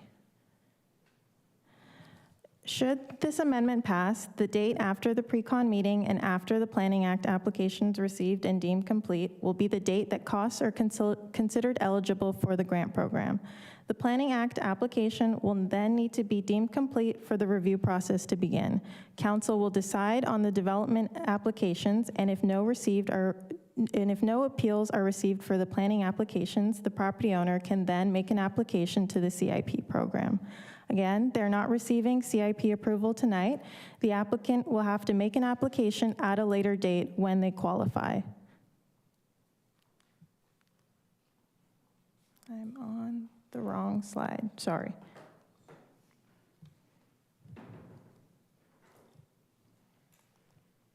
Okay, so the impact of this amendment, should the project be approved for the CIP program, is that eligible project costs incurred after the date of both the pre-consultation meeting and submission of a complete application will be considered for the grant.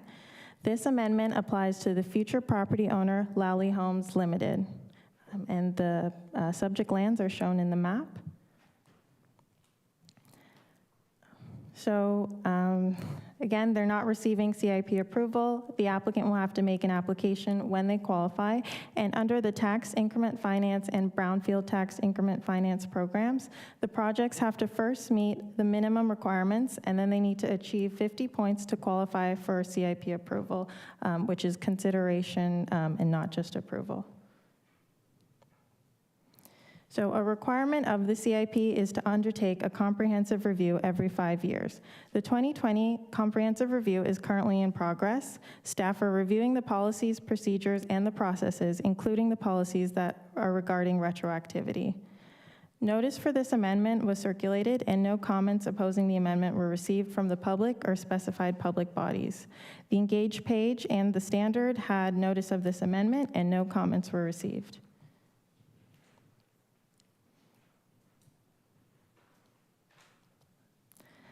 As per direction, staff recommend the approval of the bylaw in order to revise the CIP. Thank you. Thank you, Ms. Campbell. Prior to discussing the report, we will hear a delegation from Nicholas Godfrey and John Lally. But before that, is there anybody else in attendance who wishes to speak? All right, seeing none, then I will call up Nicholas Godfrey and John Lally.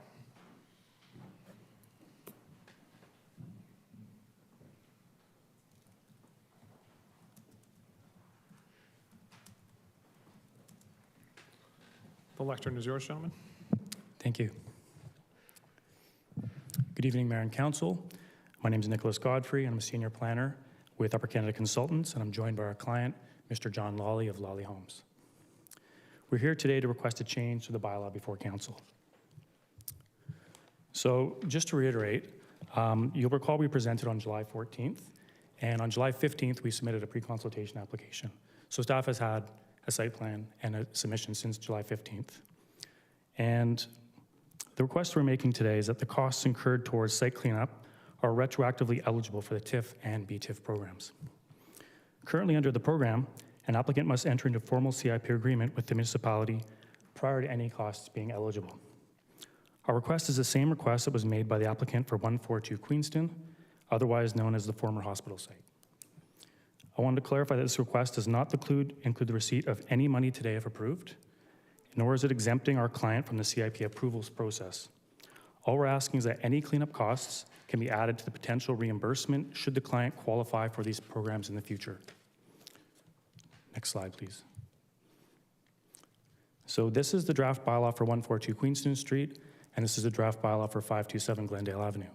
Note that there was a clause inserted that following a pre-consultation meeting and the submission of a complete Planning Act application. So you'll note that 142 Queenston is currently undertaking extensive remediation at the moment, and I drove by it today on the way to the council meeting, and it is being actively worked on since being granted this exemption. We have a pre-consultation meeting this Thursday to get our full application checklist. We won't know what's required for a Planning Act application until this meeting. However, if this clause remains, it will likely delay cleanup until 2026. A Planning Act application typically involves study requirements and site plan changes that need careful preparation and coordination with numerous consultants, so an immediate submission is not possible. It can take several months of work to prepare a complete Planning Act application after the pre-consultation meeting, and can take upwards of 6 months to over a year, depending on the nuances and complexities of a site.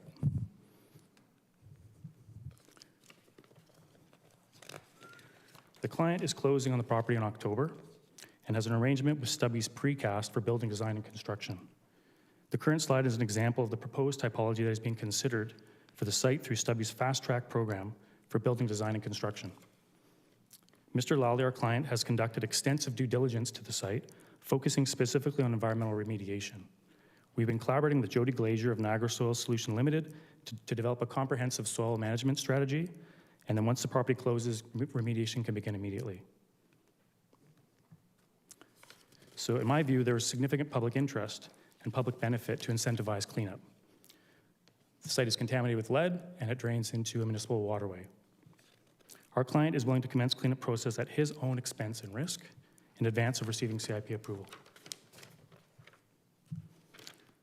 So in summary, to help expedite the soil cleanup process, we propose removing the clause that requires a complete Planning Act application. This will allow us to begin remediation immediately rather than waiting for a complete Planning Act application. Our client is fully committed to this project and believes this change would be a significant step forward. Thank you. Thank you, councillors. And I apologize. There was some miscommunication.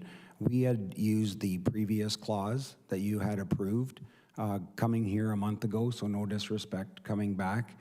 We went and sat down after that clause was put up, and then maybe a week or two after we thought we had the full go-ahead, it was a vote to move forward, we saw that it was a pre-con meeting and another clause in there after our planning of submission, which wasn't the clause we brought here a month ago.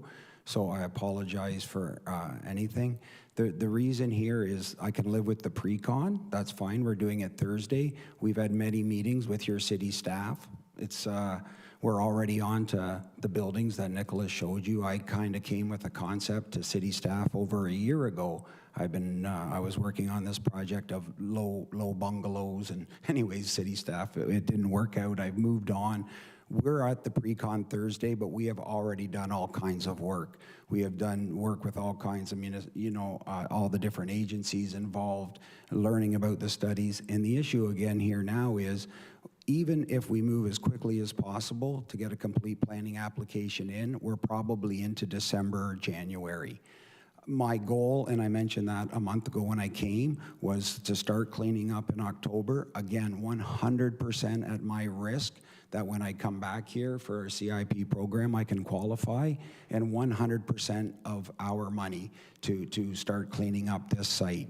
I'm not asking for any money or any approvals tonight. I'm just asking so that if the approval does come in December or January, if there's snow on the ground, if there's so many problems, it's so expensive to even clean up in those January, February, March months. I'm just asking you if I can please, at my own expense, start cleaning up in October, November, when the ground's much easier to move soil, to have trucks move soil, and to do cleanup. Again, I understand the risk I'm taking in doing so, and I don't want to put anybody in a tough position, but I would really like your support in moving forward. Thank you very much. Thank you, gentlemen. Are there any questions for the presenters? All right, seeing none, thank you very much for the presentation. Can I have a motion to close the public meeting at this time? Councillor Dodge, Councillor Kushner. All those in favor? Opposed? And that's carried. Public meeting is now closed and council's called to order. Persons wishing to receive notice of council's decision should submit a written request to the office of the city clerk. In terms of moving the recommendation, I have Councillor Stevens, seconded by Councillor Lindell. And Councillor Lindell, I believe you had an amendment you wanted to make, so can we, Councillor? Thank you, Mr. Mayor. I'd like to ask to delete the entire additional clause as indicated by the proponent tonight. Okay, so for clarity, if, Sarah, if you want to write, and that the following clause be deleted. And then in quotes, but following a pre-consultation meeting and the submission of a complete Planning Act application.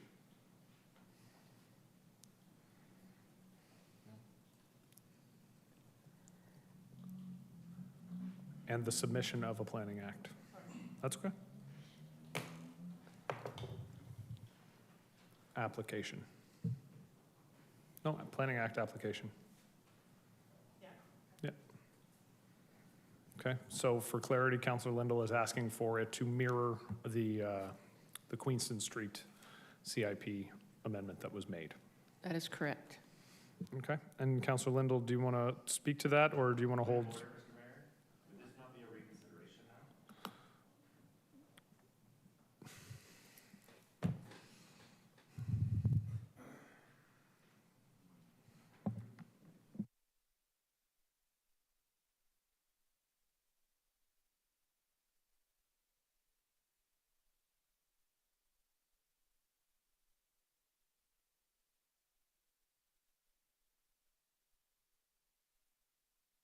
We're just taking a look at the minutes.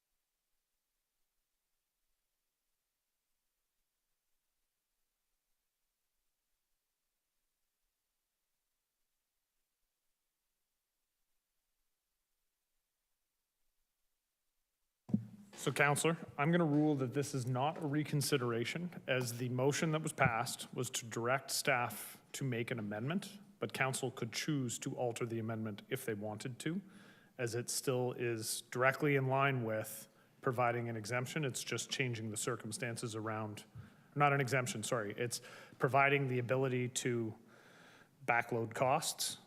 It's not changing the ultimate goal of allowing to backload costs. It's just changing the conditions around it.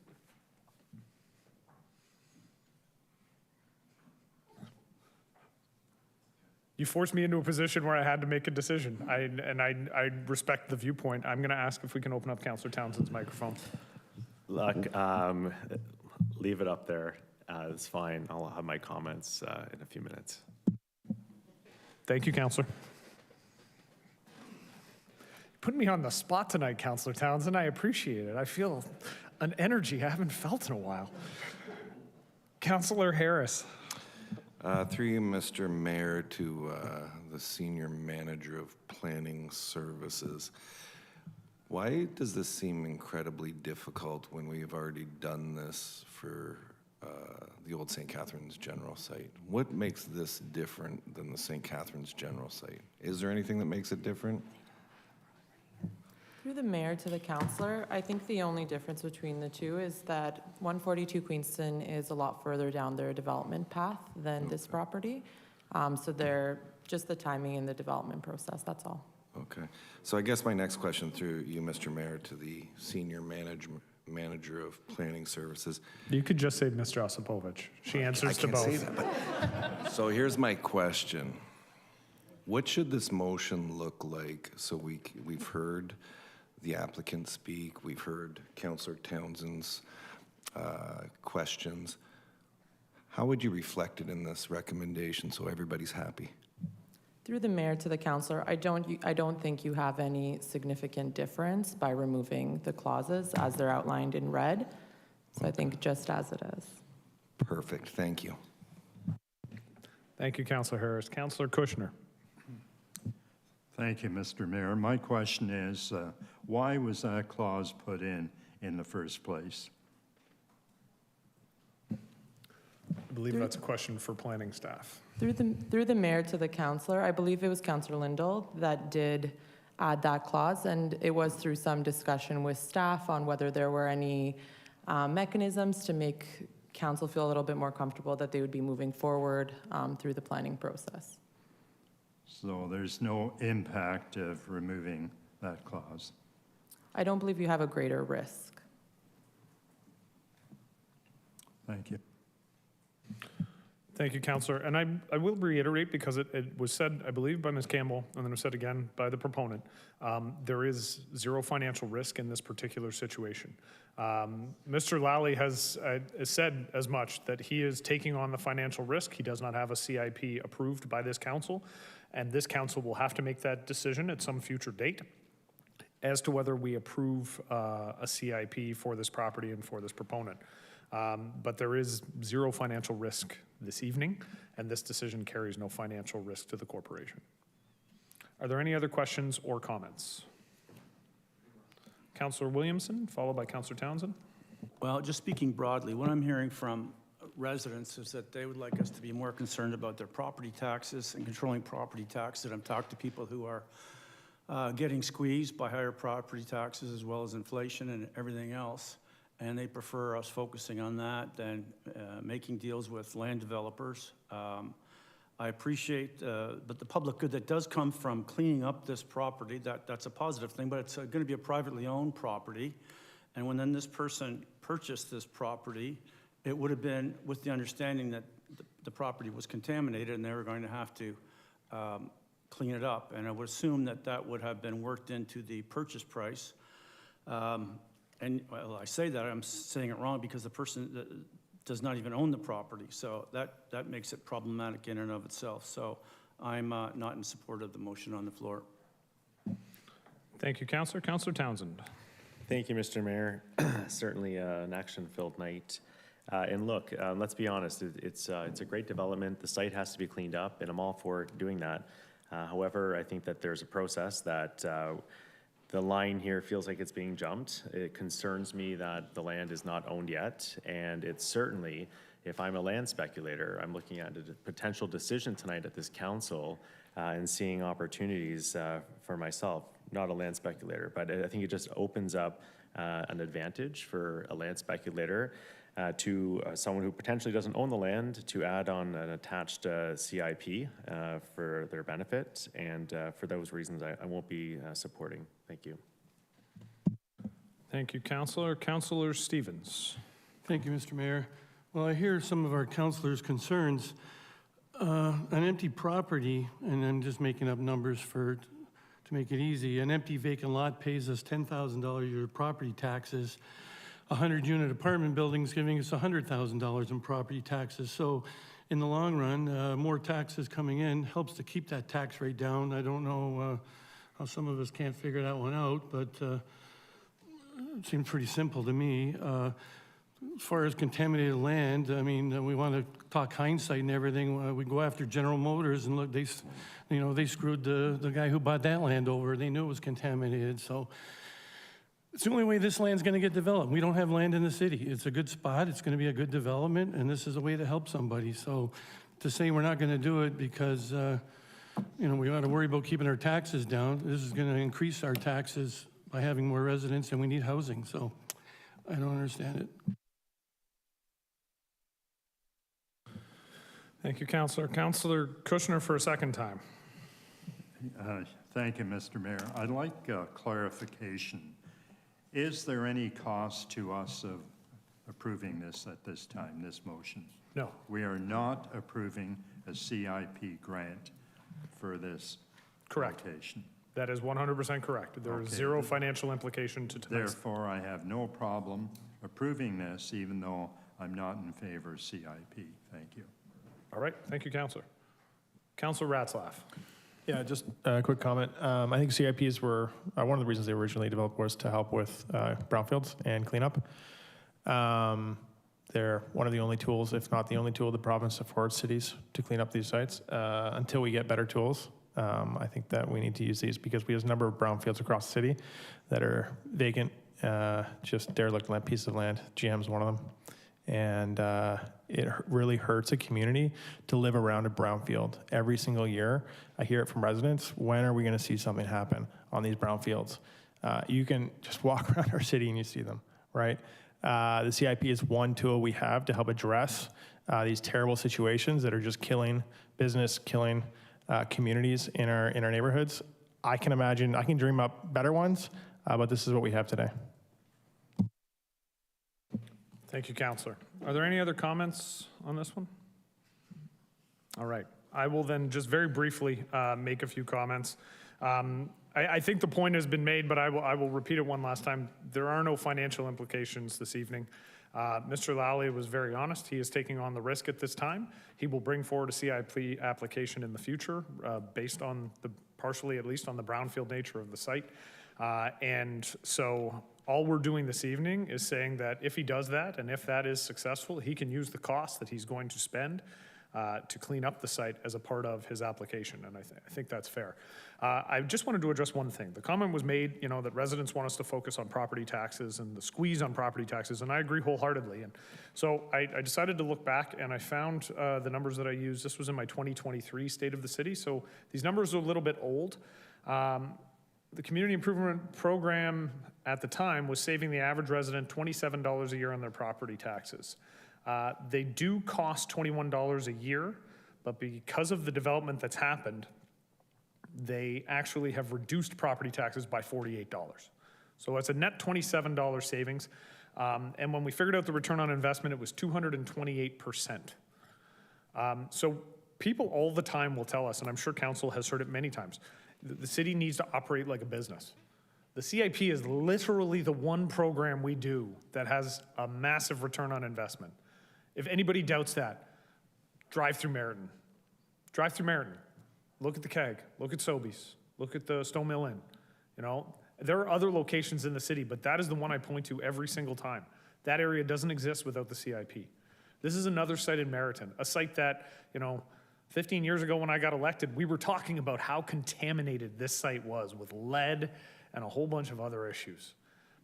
This is saying to, the next owner of this property, listen, if you clean it up, we'll let you count those costs as part of your CIP application. I think that's the fair thing to do. And again, there is no financial risk to us this evening. This evening is really just giving him permission to get on with cleaning up a contaminated site that frankly, many of us have been frustrated with for a very long time. So with that, I will look to the clerk to call the roll. Councillor Stevens. Yes. Councillor Lindell. Yes. Councillor Dodge. Yes. Councillor Harris. Yes. Councillor Kushner. Yes. Councillor Phillips. Yes. Councillor Mako. Yes. Councillor Miller. Yes. Councillor McPherson. Yes. Councillor Ratzlaff. Yes. Councillor Townsend. No. Councillor Williamson. No. Mayor Cisco. Yes. That's carried. Moving on to item 10.1, the request for exemption for sidewalk installation requirements. Prior to discussing the motion this evening, we will hear delegations from John Anderson and Bob Asham. At this time, I will call upon John Anderson to present.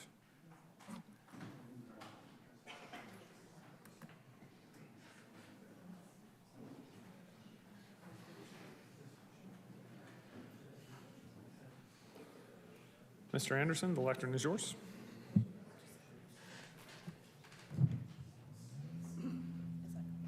That's good. Good evening, Mayor, Council.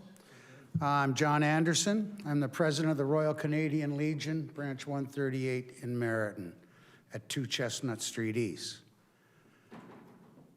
We have but one parking lot that holds maybe 45, 50 cars. It's on a piece of land that, as the city knows, was given to us for $1 because we can't stop the creek from coming up on one end of it. And it's completely watered down, and we put in probably 1.5 yards of stone every year to keep it in place. But adding sidewalks along Hastings Street parking lot would require allocating a portion of existing space to pedestrian pathways. Sidewalks generally need a dedicated width, often between 4 to 6 feet, to ensure safe passage for pedestrians. If the parking lot was originally designed to maximize the number of parking spaces, removing a strip along the edge for sidewalks would reduce the overall area available for vehicles. This loss of space would result in removing parking, leading to a reduction in the total number of parking spaces. It must be remembered that the Legion stands to lose street parking as the buildings that are being built are allowing for 1.5 cars per unit, and they don't have enough parking. They'll have to use the street, which we have used. Most seniors own closer to 2 vehicles, 1.78. So if retirees move in, you're going to end up with more vehicles than you think parking on our streets. We have no handicap parking on those streets.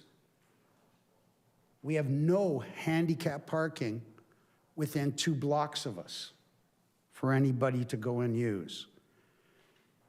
It should be remembered that this has never, ever been a high foot traffic area. Even adding the new living units, our parking lot takes up all the unusable space between Chestnut Lane and Almond Street. The sidewalk on the west side of Hastings Street allows for safe travel from Chestnut Street past the Chestnut Lane all the way to Almond and gives access to both Johnny Rocco's Plaza and Sobeys Plaza. And this is where the buildings will be built, where right now there is nothing.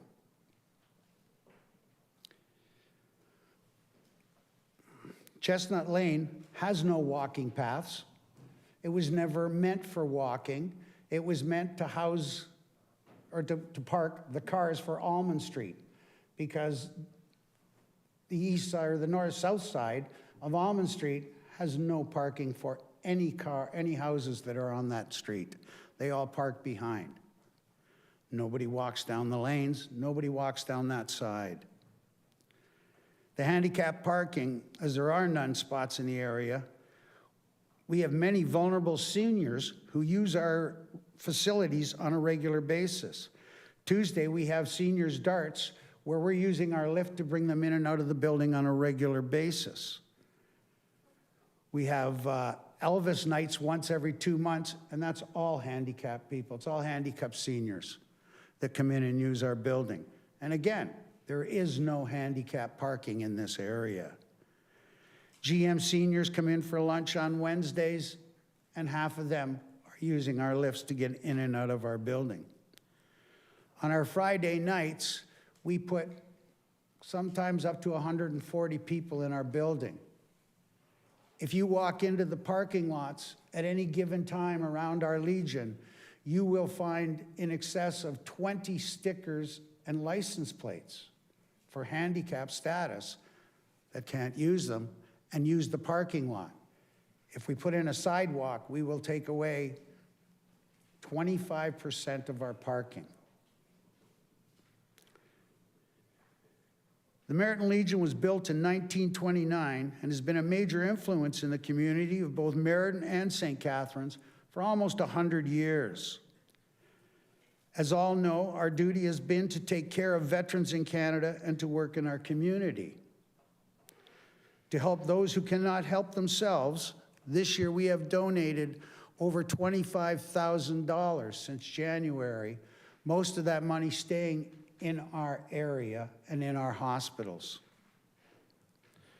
It has been said many times, Merritton only cares for Merritton, and I'm not going to stand here and say it's wrong, but always remember, if you move into Merritton, you are accepted into our community, and as all the lots are being built, we're getting lots of members regularly.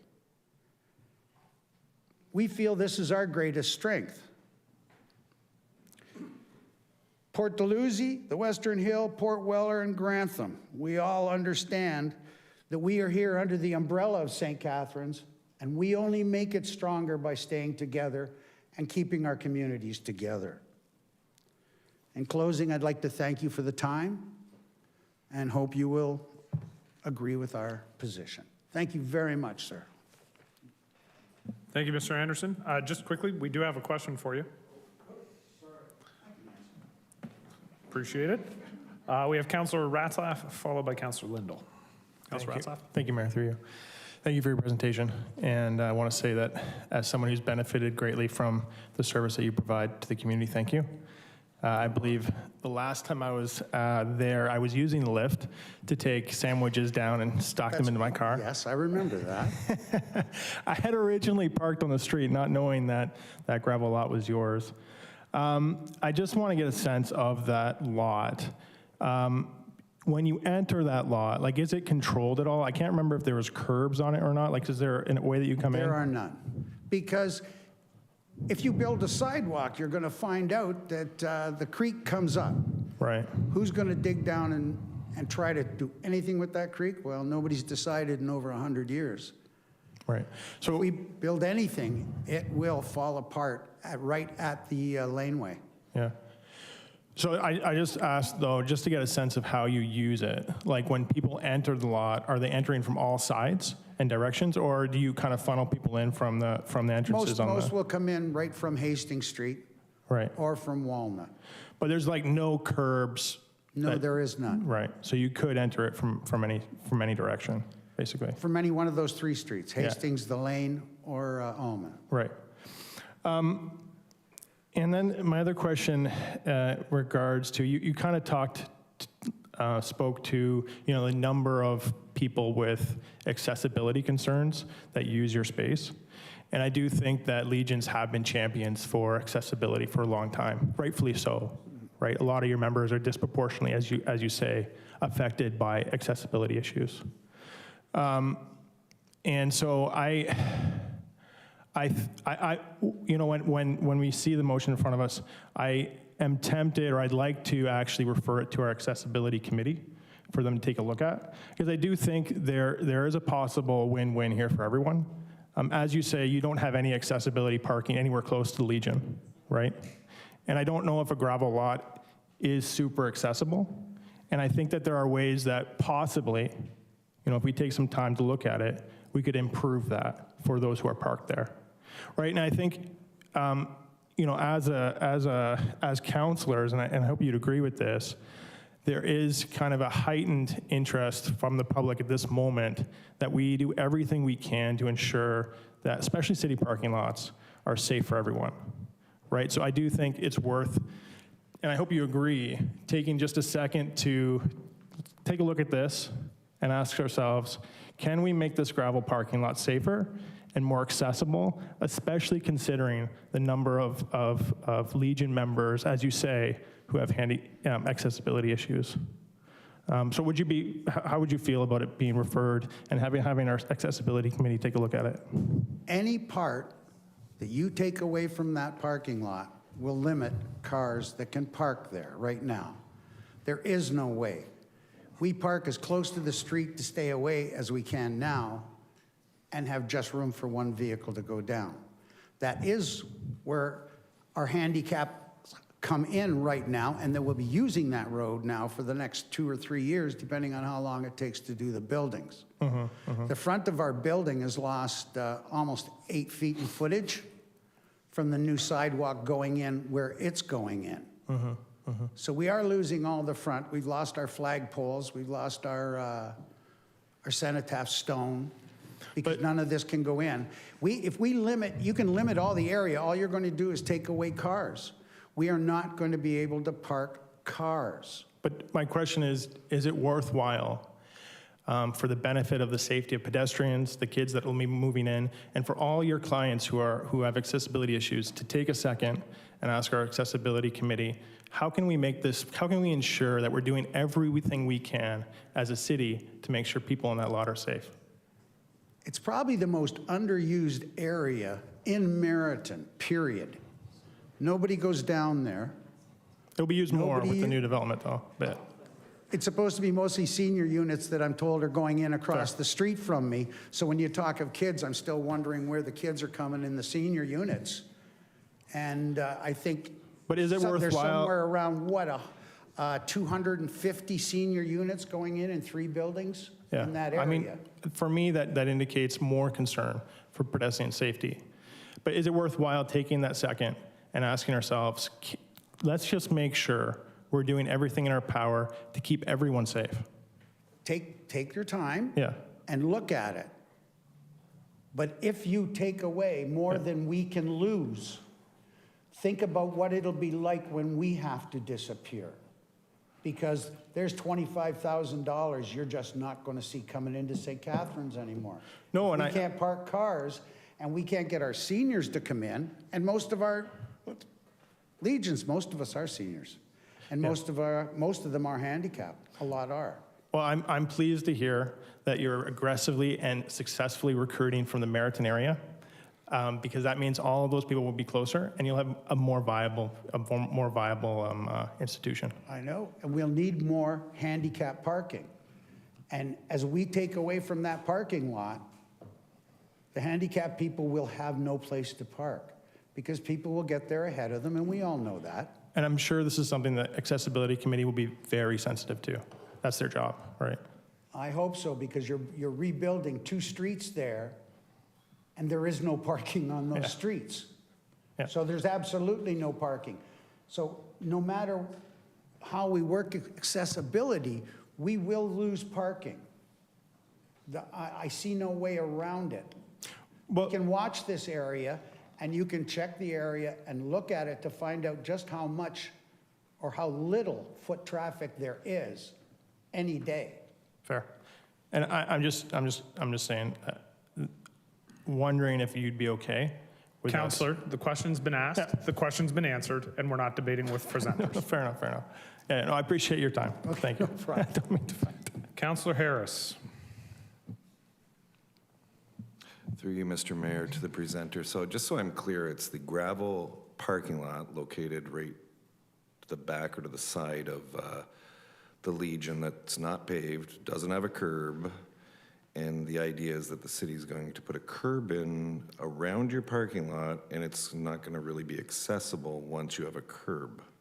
That's pretty well I'm here to talk about a sidewalk. You guys are still talking to me about curbs. No, but if they put in a I sidewalk. mean, well, If they it's put it's in a a thing. If sidewalk, you're they're gonna have to put in curb, curbs. You're gonna put in a curb. The sidewalk goes on the other side. Yeah, of the curb. 100%. So it's still 4 or 5 feet I'm gonna lose when you put the curb in, right? Just, I'm trying to get to a point here.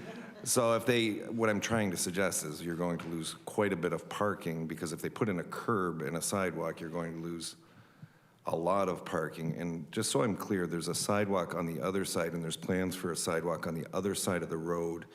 And in front of the Legion, you actually have a sidewalk, so there is a connecting link. We have, yeah, but there's never been a link from Chestnut Lane. No, I'm to talking Almond about the Street. sidewalk on the other side of the street. The other side is So if someone always, was walking, it's been there since the word go. if someone was walking down Chestnut Street, they could turn, and you can, if Hastings ends up having a sidewalk on the west side, it would, you could have a connection in front of your building. That's what I'm trying to get at. There, yeah. Just say yes. Yes. Okay, yeah, good. So, yeah, that's my only point. Okay. Okay, Thanks, Councillor. We appreciated watching you walk through Google Maps. Yeah, well, because, like, the reality is there already is a sidewalk. Yes, And there's going to Councillor, be there is a sidewalk. Yeah, there and could there's a gonna be connection. more Yep, We heard you the sidewalks. first time and the second time. Oh, okay. Thank you.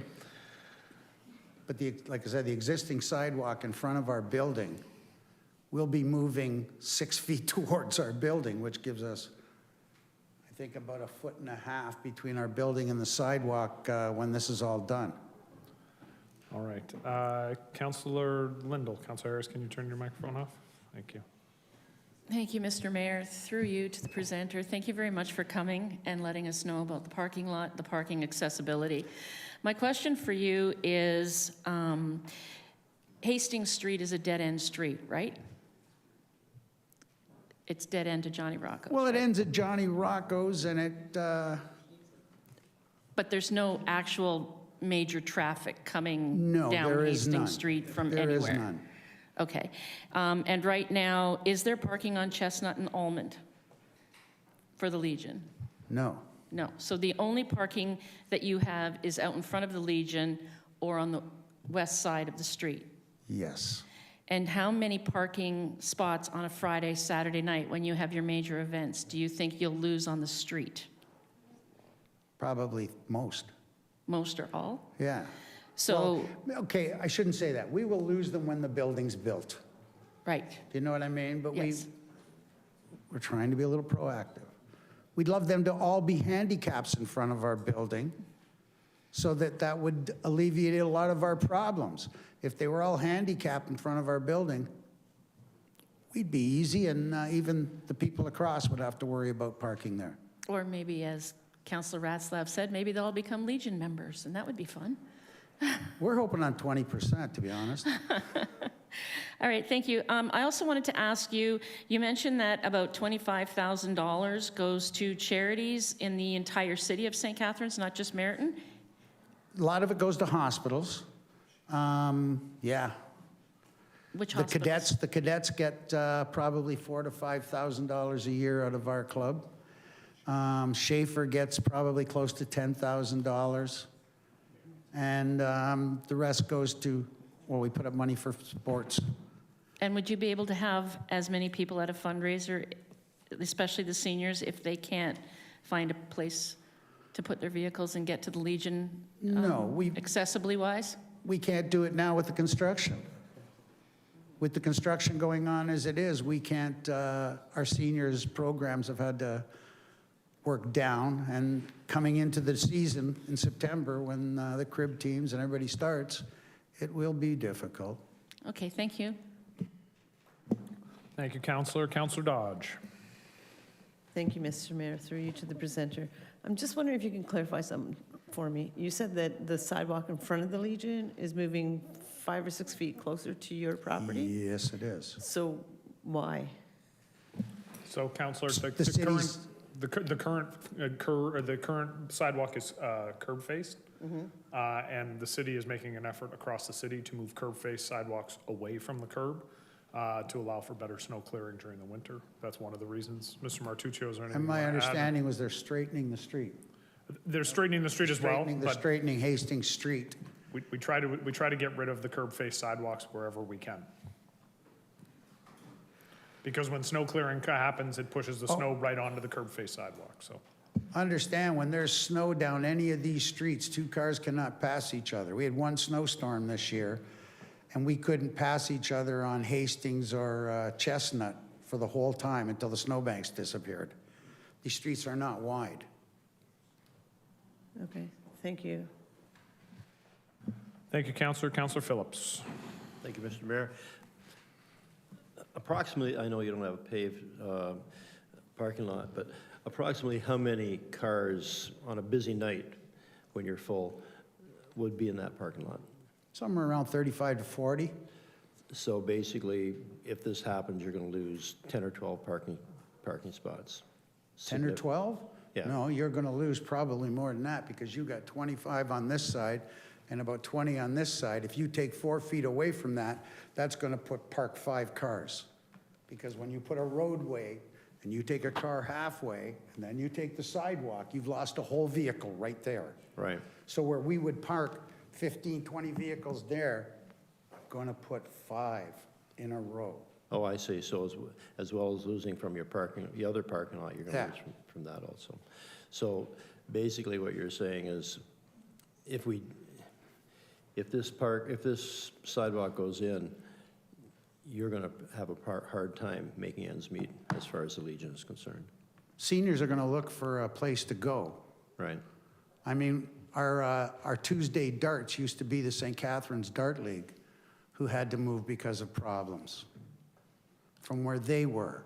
So they came to us where they could get a little more parking on a Tuesday. Mm-hmm.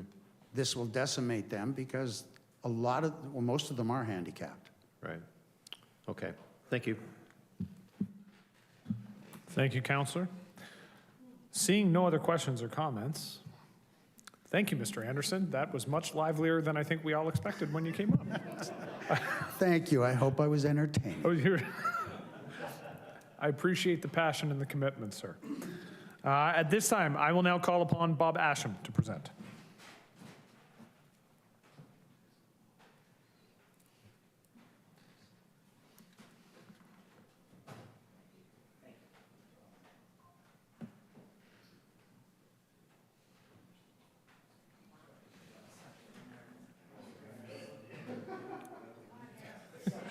I love it. You've got to suck it in there, Councillor Harris.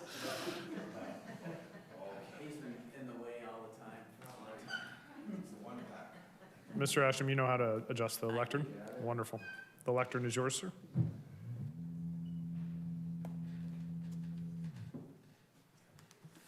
All right.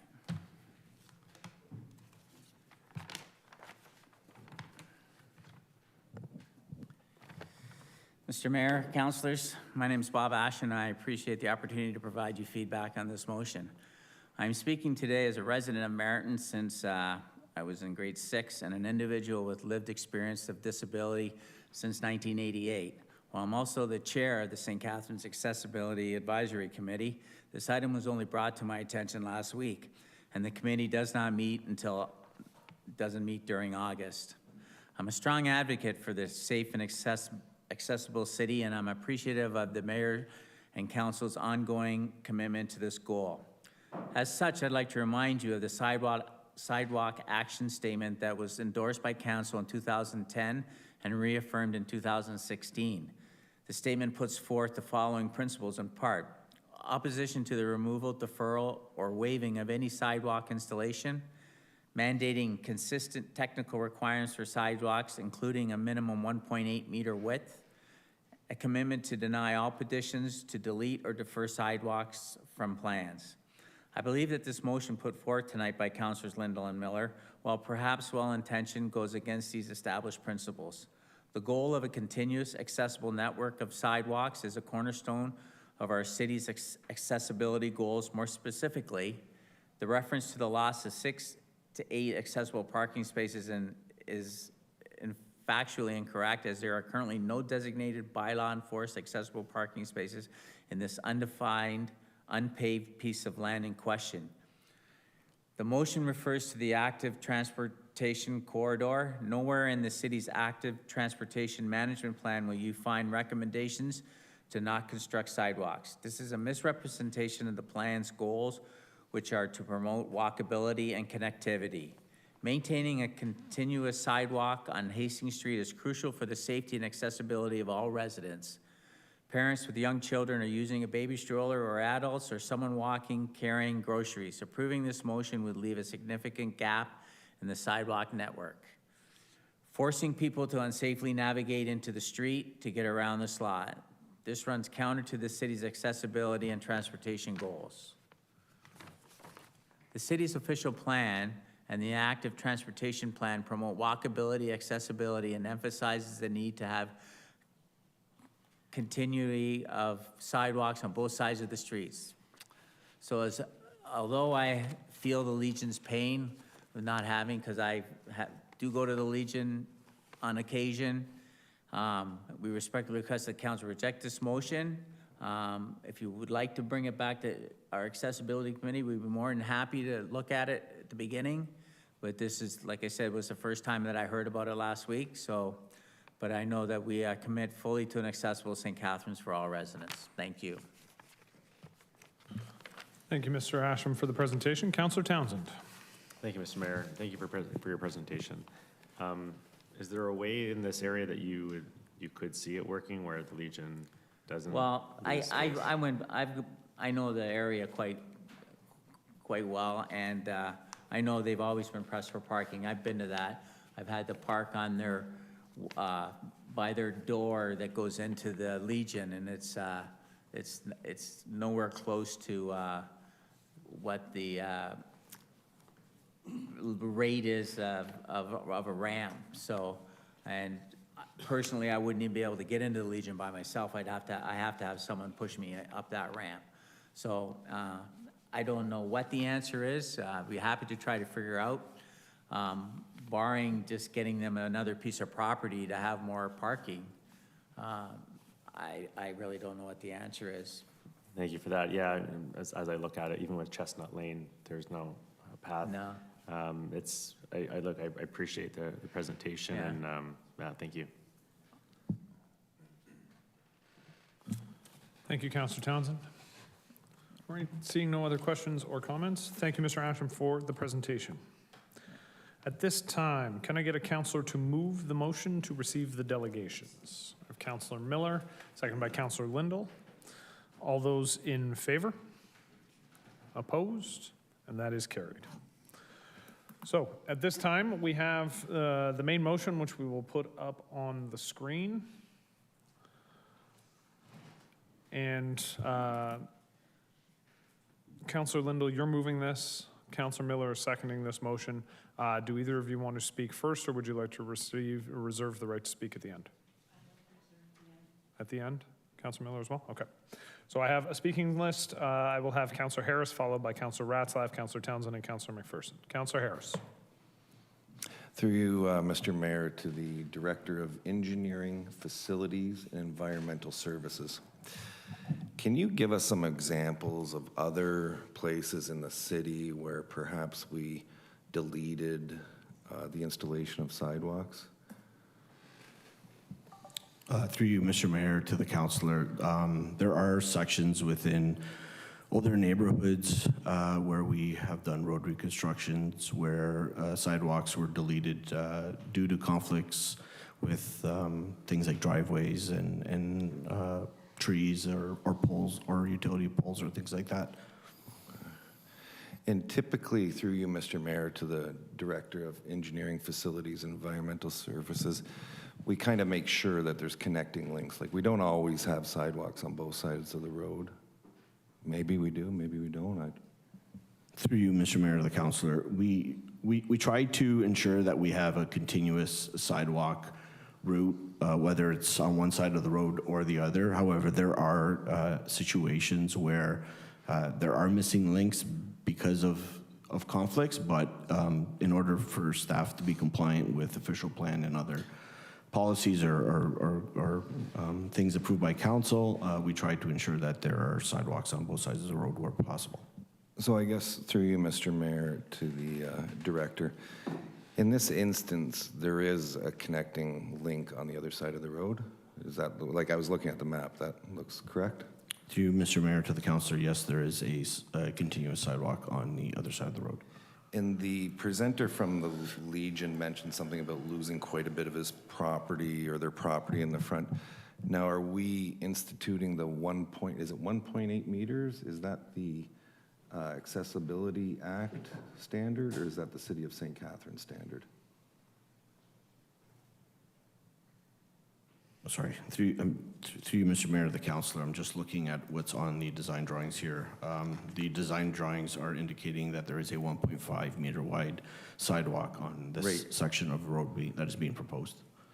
And is that our standard, or what is the provincial standard? Is it 1.4? Through you, Mr. Mayor, the councillor, this is our standard, the 1.5. We try to go to 1.8 where possible, especially when it's curb face. Okay, and I guess my other question is, if we did insist on putting a sidewalk along the road, along their parking lot, how would that affect their parking lot? Because wouldn't it all of a sudden be hard to get into their parking lot, and it wouldn't be up to grade? And sorry, through you, Mr. Mayor, Council, can you repeat that question? If we insist on putting in a sidewalk and curbs where their parking lot is, how would that affect their parking? Because wouldn't it be much lower because it's not going to be at surface level? Through Mr. Mayor, the councillor, the direction that is on the screen is we are taking it as direction to remove the sidewalk. The curb will not be removed. There is a proposed curb that is going around this particular parking lot as we are urbanizing the road profile. So when we do actually put in the curb, like say if we delete this, we're still going to put in a curb and not a sidewalk? Through you, Mr. Mayor, to the councillor, yes, we will be putting in a curb. However, the curb does have a driveway access into this That's part of your parking lot. That's part of your scope of work? Correct. So we don't have to add it? No, you don't. Okay, perfect. Thank you. That's all the questions I have. Thank you, Councillor. Councillor Ratzlaff.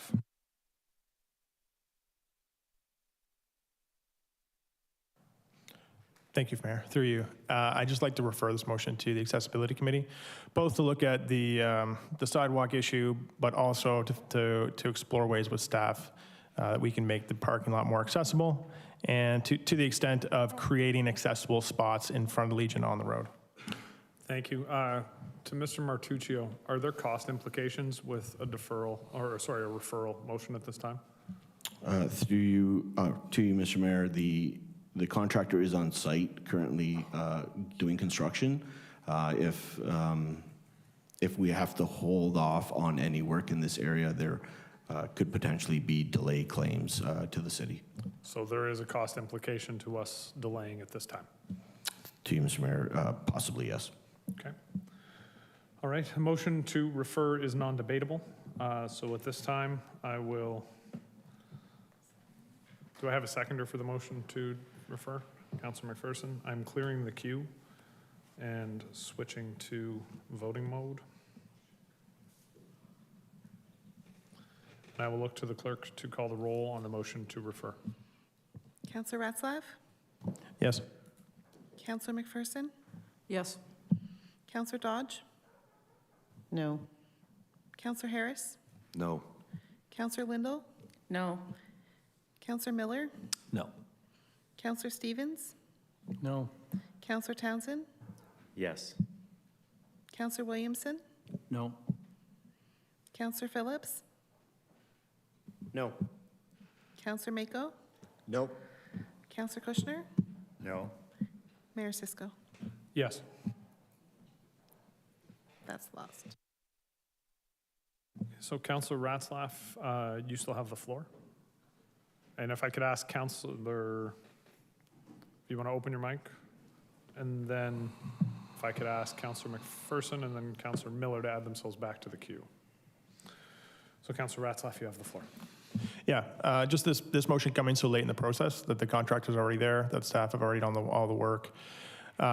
It's too bad because I think we could have found a win-win for everybody. We could have created more accessible parking for the Legion, and we could have redesigned that lot so that, you know, those who have accessibility needs have a sidewalk that they can use when they get out of their car in that lot to walk directly to the Legion.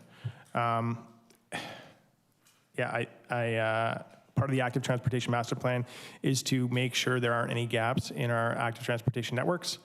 There's a sidewalk coming up Hastings on the east side of that street that stops at Almond Street, and then it's not there for the whole parking lot, and then starts again at Chestnut and goes into the Legion. To me, that looks like a gap in our pedestrian infrastructure. Anyone that's coming up Hastings on that side of the street is going to all of a sudden be forced to cross the street, walk on the other side of the street, and then cross the street again in order to safely navigate that street in order to get to the Legion itself. And I don't think that benefits anyone. It doesn't benefit the Legion's clients. It doesn't benefit residents who live there. It doesn't benefit businesses. And I think it's a huge missed opportunity when we're already spending gobs of money to reconstruct the street. We should be doing it the right way every time. Thanks. Thank you, Councillor. Councillor McPherson. Thank you, Mr. Mayor. I appreciate all the speakers tonight. I just want to be clear. So a curb, some sort of curb will be going around this parking lot. Yes? Yeah, through you, Mr. Mayor, the councillor, yes, a curb will be going around this parking lot. The curb is required for drainage on the street. Okay, thank you. And just another question. So when streets are being reconstructed around places where, you have a Legion or you have a business or an organization that is a community-based organization, is there any consultation with them regarding their needs, especially since there's a parking lot that we're renting them? Is there a consultation process? Through you, Mr. Mayor, the councillor, yes, there is. We were looking through our correspondence. We did reach out to the Legion at some point for consultation on the reconstruction of the street. We're still looking into the correspondence that we got back. I don't have any definite correspondence in return. Okay, and then kind of following Councillor Ratzlaff's comments, when we are doing these kinds of street reconstructions and adding sidewalks, or if there is a question of not adding the sidewalk, is the Accessibility Committee consulted? Through you, Mr. Mayor, the councillor, the Accessibility Committee is consulted on a lot of our infrastructure projects. They do have an opportunity to review them, provide comments. Okay, thank you. I guess my comments are, I think, as Councillor Ratzlaff said, there's some missed opportunities. I think a solution probably could have been, some kind of solution could have probably been found had we consulted with the Accessibility Committee. I'm very happy to hear there are curbs going in, because just the thought of a kind of parking lot free-for-all is a bit disturbing, especially with the new units being added. And I do think it is a missed opportunity with our connecting our sidewalks and making them, I absolutely understand the Legion's concerns. And I also think it's a missed opportunity that there were no considerations for accessible parking spots on the road right out in front of the Legion that could have been added. That's about it. Thank you. Thank you, Councillor. Councillor Miller? Yeah, thank you. I just want to thank the speakers. Both did an excellent job, and thank Councillor Glendale for her work on this motion and putting me in a difficult spot, because I've always been a pretty staunch advocate of sidewalks from the old school court to Meadowbrook more recently. Those are easier decisions because typically it's about homeowners wanting to keep their driveway space. This one, you have a service club in the area that's been there for 100 years that's making this request, and I think for very good reasons. So I think it was a little bit difficult, but that's part of this job, is weighing those things up. And for me, I think it's really important we support the Legion. We know, I think we all know the situation service clubs are in, and certainly COVID didn't help, so I think we should be doing all we can to support them, and if this little bit helps them and helps their members. It is unfortunate to not connect the network. I know we're always trying to do that, but I think that's a compromise I'm certainly willing to make, and I hope Council is as well. Thank you. Thank you, Councillor Miller. Councillor Stevens? Thank you, Mr. Mayor. I guess one of my questions would be, if this is a known creek underneath or river or whatever is flowing underneath this lot and this sidewalk being built, is it going to end up being a sinkhole and the sidewalk's going to be sinking into this river every couple of years and we're just going to be dumping tons of money to keep repairing this thing? Like, or how deep do we put a sidewalk? You know, we've heard that, and I can see from the picture, I think it's Google Map there, to Harris. The road's all dry and there's a big giant puddle there, so obviously there's an issue. Is that going to be an issue if we build a sidewalk? Are we just creating more work down the road and it's going to be a money pit as well? To the director, I guess?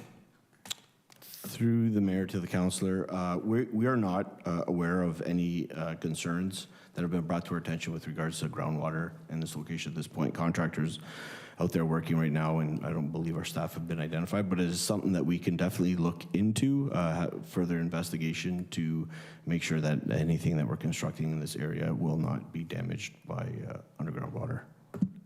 Well, it seems like, and I'm not disrespecting staff at all, because I mean, we can't know everything, but we're taking the word of the Legion who's been there 100 years saying there's an issue with this property, so obviously somebody knows, but whether lack of communication or whatever, hasn't come to light, so there's something to consider there. We don't build something if there's going to be a sinkhole. That's all, I think. Words of wisdom from Councillor Stevens. Don't build something if there's gonna be a sinkhole. Somebody write that down. Somebody write that down. Councillor Kushner.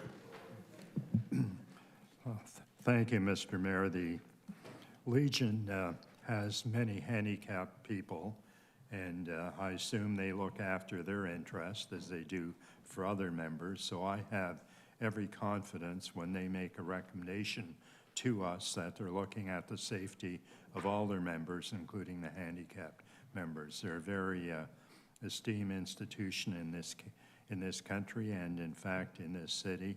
And I have every confidence that when they come here, they do it with the understanding of all the needs of their members. And therefore, I fully support the Legion's position. Thank you, Councillor. Councillor Phillips. Thank you, Mr. Mayor. And I don't know what my suggestion would be on the parking at the Legion, but we do have curb face sidewalks throughout the city. I know it's not a preference, and I understand why, but given this situation, this might be a situation where we can make both sides happy if we consider putting a curb face sidewalk in there. I know when we plow on top of the sidewalks, but you know, maybe that happens 4 or 5 times a year and the city comes down and cleans the sidewalk. I think of the curling club where I curl at. The city does a great job. On Lakeshore Road, there's curb face sidewalks and it gets cleaned very, very quickly. I don't know what effect that would be on the number of cars that would be able to park in that parking lot, but we could have an accessible sidewalk, and if we could have virtually the same number of cars there, I think we would be better to consider that and go forward with a curb face sidewalk. Right. Thank you, Councillor. Are there any other questions or comments? Councillor Lindell and Councillor Miller, well, Councillor Miller's spoken, so. Councillor Dodge, you just popped up now. Okay, can we open up Councillor Dodge's microphone? I did want to let Councillor Lindell go last, so. Councillor Dodge? So I just need some clarification. Okay, sorry. So we're talking about the curved face sidewalk. That's why they're moving it in front of the Legion, correct? Correct. And then... Well, and so there's also a road straightening. So there's a couple of things. I'm going to look to Mr. Martuccio, but I don't believe that the location of the future sidewalk in front of the Legion can be changed, correct? Through you, Mr. Mayor, the councillor. Without a complete redesign of the street. Sorry, it appears, based on the drawings that I have, is that it is curb face 1.8 meter curb face sidewalk that will be going along So Hastings and the Legion. It's the straightening of the street, which is the reason why it's moving closer, like the redesign of the street is moving it closer to the building, but it's still curb faced. Through to you, Mr. Councilor, that's correct. We are urbanizing the road and straightening the street for overall traffic flow. So so that part can't be changed. Okay, so that's there. So the forecast sidewalks that are going into the parking lot, are they going to be curb faced, or are they going to be? I believe, well. Through you, Mr. Mayor, the councilor, the proposed sidewalks for where the parking lot was were not curb faced. They were off the curb, so they were 1.5 meter wide sidewalks with like a boulevard, a little boulevard in between the curb and the sidewalk. How little?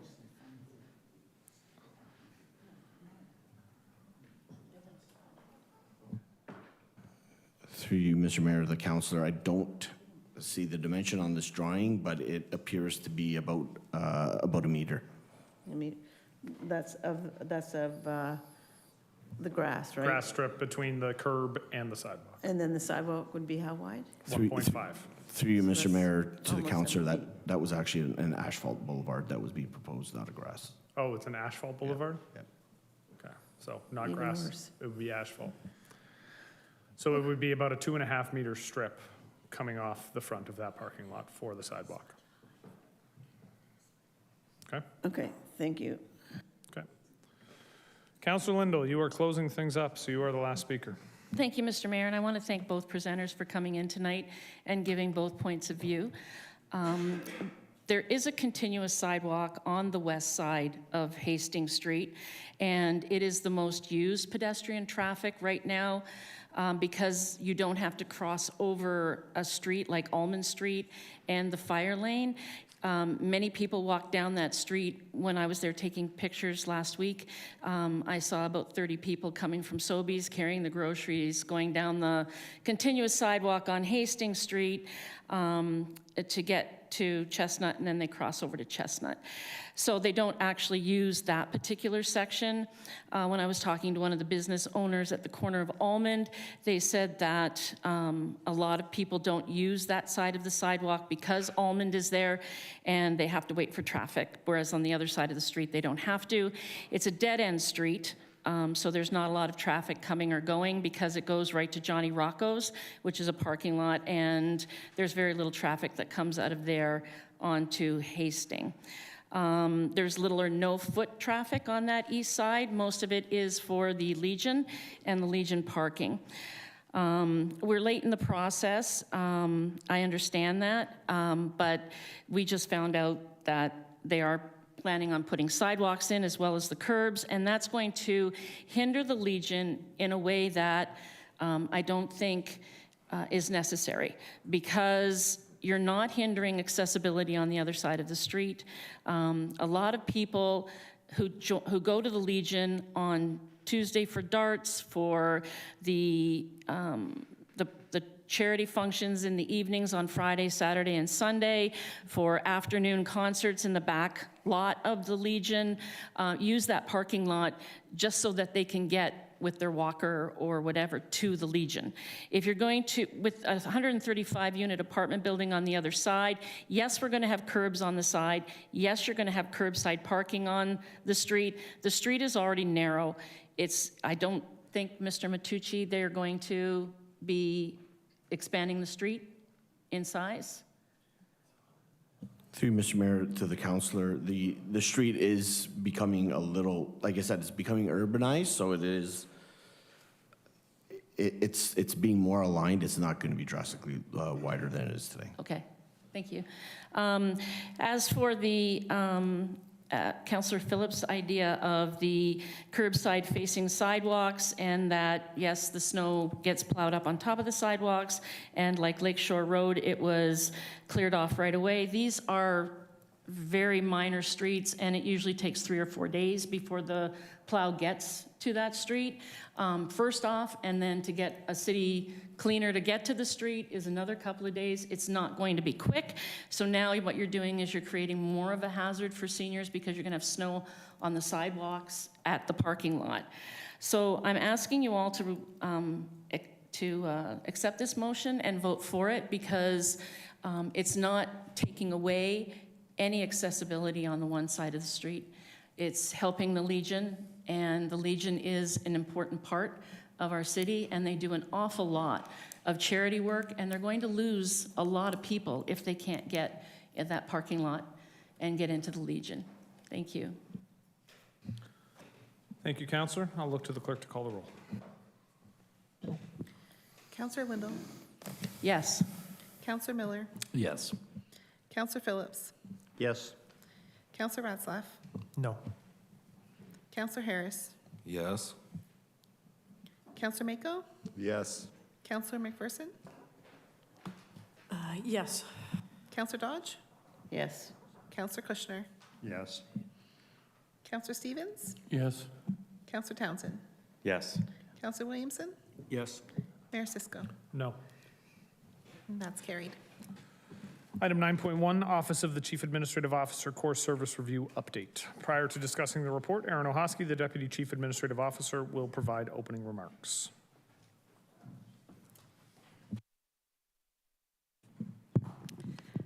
Thank you, Mayor. Through you to Council, and I believe we have our consultants from Blackline Consulting on the line as well. Before they get to their presentation, just in case you take nothing else away, because I know it is a lengthy report, just wanted to provide a bit of a Coles Notes. This is an update of where we're at. This is where the consultant, a key milestone that they're delivering today, but the work's going to continue. But in case you didn't get a chance to get through the whole report, I wanted to highlight some key opportunities that staff feel we can implement that while still maintaining clear line of sight to what we know is important to council, which is your principle of taxpayer affordability within the strategic plan. So there's a bunch of opportunities that the consultants will bring forward to you, but I want to highlight a few that we think that we can implement with minimal impact to the tax levy that we're excited about. The first that I wanted to highlight that the consultants will go into is increasing our project management capacity to get capital projects out the door. We know our staff is increasingly stretched thin with Ontario regulations, with increasing asset management obligations.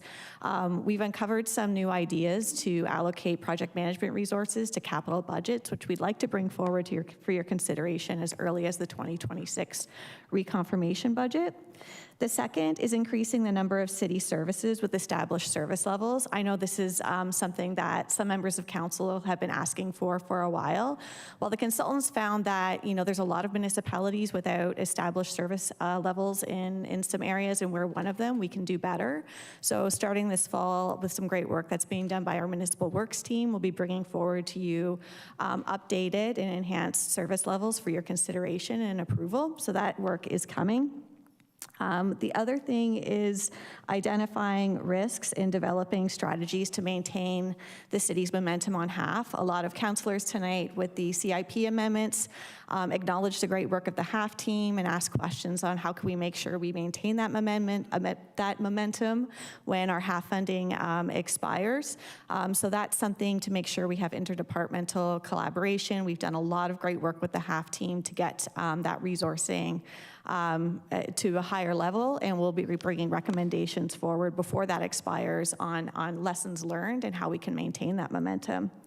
The last I'd be remiss not to mention, and this requires a lot more due diligence, but something our consultants found is that it seems that comparatively, based on other lower tier big cities in Ontario, we do trending lower on our user fee revenues. Well, that's completely up to council, and we understand that, but we were remiss not to point out that I think it's somewhere in the consultant's report that if we moved some of our service areas to the peer average of some of the other lower tier big cities in Ontario, that could result in an additional up to $7.5 million annually.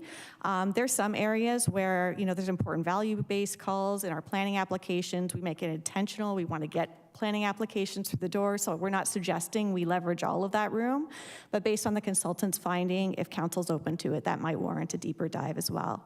Something that wasn't part of the consultant's scope of services, but several members of council raised during our councillor workshops, and thanks to those who were able to make that. Council wanted further information about organizational structure and especially management employee ratios, so I just wanted to point out we were able to pull that together in time for this report, and that information information is on page 5 per some of your requests. So those are just some key highlights, and Mayor, with your okay, maybe we could pass it to the consultant team. Well, Deputy CAO, if I must. Now call upon John Nass, partner from Blackline Consulting, and Abdel Al Sharif, engagement manager from Blackline Consulting, to present. Thank you, Mayor. Can anybody hear me okay, I hope? Coming through 5 by 5. Perfect, thank you. Hello, everyone. It's wonderful to see you again. Over the past year or so, we've been working with the city to conduct a review of their core services with an eye specifically to find improvements and efficiencies. This is the culmination of our work. As Deputy CAO Aaron had mentioned, there's a large-scale report that is included as part of our work. I will be presenting the salient themes. Next page, please. In the interest of time, I'll skip over the agenda itself and go right into it. Thank you. Your objective as part of this core service review is to review your external facing services with these 4 primary pillars in there. I've borrowed the language here directly from the RFP, so I won't bore you with them. What the main point of this is that we want to make sure that you are delivering your work in a fiscally appropriate manner. Next, please. We engaged with a wide variety of stakeholders through an array of modalities to arrive at this final report. This includes staff, leadership, yourselves on more than one occasion, peers, and the community. And that's how we arrived at our 10 opportunities that I'll be discussing in this presentation. We based our final report on opportunities on some key observations we made halfway through the report. I won't go into it in too much detail. Again, it's all in the report itself in the interest of time. I just wanted to say that the city is already making headway in some of the areas, such as addressing concerns on infrastructure. That was a big theme from our community engagement. But there are some areas that we felt could be further improved, and that is what we highlighted in our report and opportunities. Next. Before I go into the opportunities themselves, one pillar was to develop a prioritization framework, which would allow the city and council to make an objective assessment of your services and service levels and help you with decisions on future investments. We developed a modular tool based on the 7 factors that you see as shown there. These try to strip away subjectivity on the priority of a service. So as you go through the tool, when you're assessing a specific service or service level, you can make decisions based on these 7 factors that strip away the subjectivity. So you arrive at the end with a number that helps you prioritize everything in aggregate against one another. Not every factor is created equal. Some have a bigger impact on the final priority list. But I wanted to emphasize the word that I used, modular. This is a living tool. The city can adjust the number of factors, how influential they are, how granular they want to apply it, whether to the aggregate 88 or so services that they have, or spend a bit more time on certain service lines and get very granular with it. You can apply the framework and the logic equally in those scenarios, and our hope is that this genuinely does help you in decision-making into the future. Next, please. One finding from the framework and the work leading up to it itself is that the city spends most of its budget, I should say, on legislated services. So just for context, so everybody's on the same page here, legislated services are those that are mandated through provincial legislations. These are the ones that you have to provide. Think clean water, think safe roads. Enabling services are not mandated to be provided, but these are the services that you need for an organization to survive. Think your IT functions, your finance functions. You wouldn't be anywhere if you didn't have adequate finance services inside the city. And lastly, community-driven services. These are non-mandated services. These are the ones that the city delivers based on to respond to the needs of the community. You can think of this as a bucket of what you get what you pay for. Ideally, you'd like to keep enabling services as lean as you possibly can, and the community-driven is, as I mentioned, it's a bucket of you get what you pay for. You'd want to keep this lean if you are very fiscally conservative. You'd want to make it a bit bigger if you want to show the community that you're really listening to them and delivering on what they ask for. But generally speaking, we like to see the legislative services taking a lion's share of the operating budget, as is the case over here. Next page, please. Onto the opportunities. Aaron already went through the ones that I think are most prominent and require your attention. So I'll go through these relatively quickly. We arrived at 10 opportunities that we discussed and validated with the senior leadership team and refined as time went on. The first is to implement the service framework. That is to use the tool we developed to actually inform your decisions.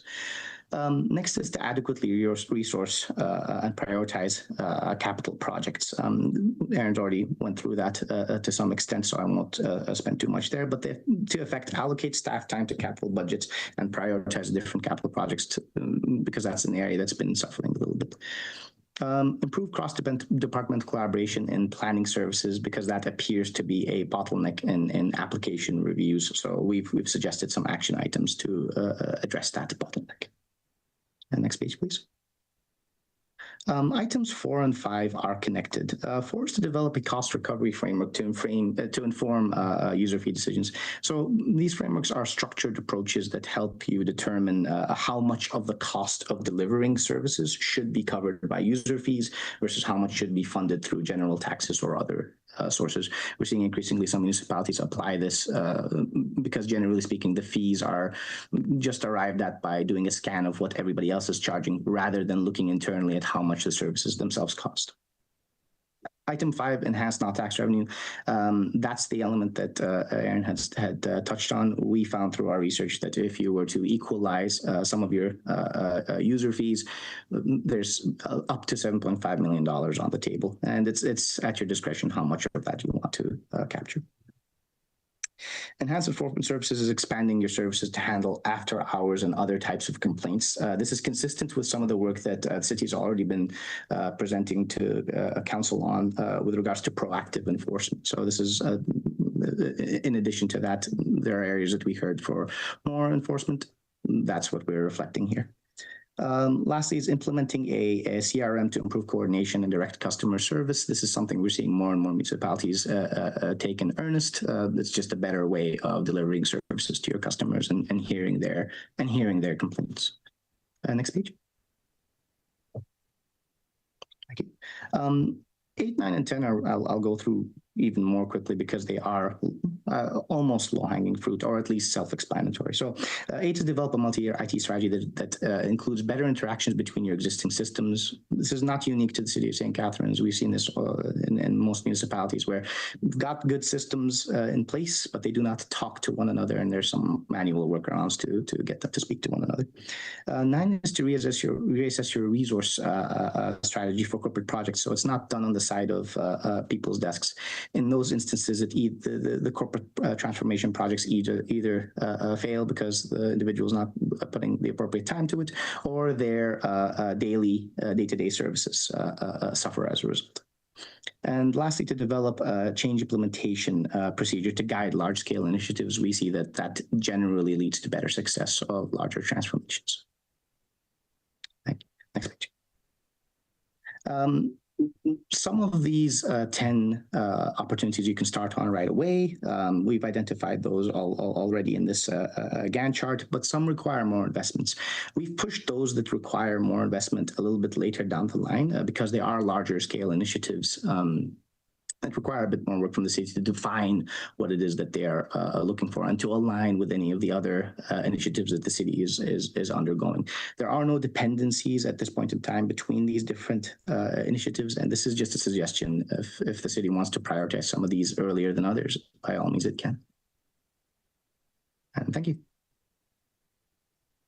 All right, thank you very much for the presentation. Do we have any questions for the consultants? Councillor Townsend. Thank you, Mr. Mayor. Through you, just to the consultant, the report was very thorough, 78 pages, just under. Just, I wonder if you could talk about the methodology that was used. I understand it, I can see that you reached out, but when you say responses from community, it looks like there's about 303 responses. What was the approach on that? Were surveys sent out? Was it telephone polling? How do you get the results and the answers? Because it does seem very generic. Like you could look at this and say this for many municipalities. However, obviously it's tied specifically to St. Catharines and you're comparing other cities. I'm just wondering how you got those results and how could we have gotten those results higher? 303 out of 140,000 people just seems very low. I do teach statistics on the side, so hopefully I can answer this a bit better. So it was through a community survey, an online survey that the people formed.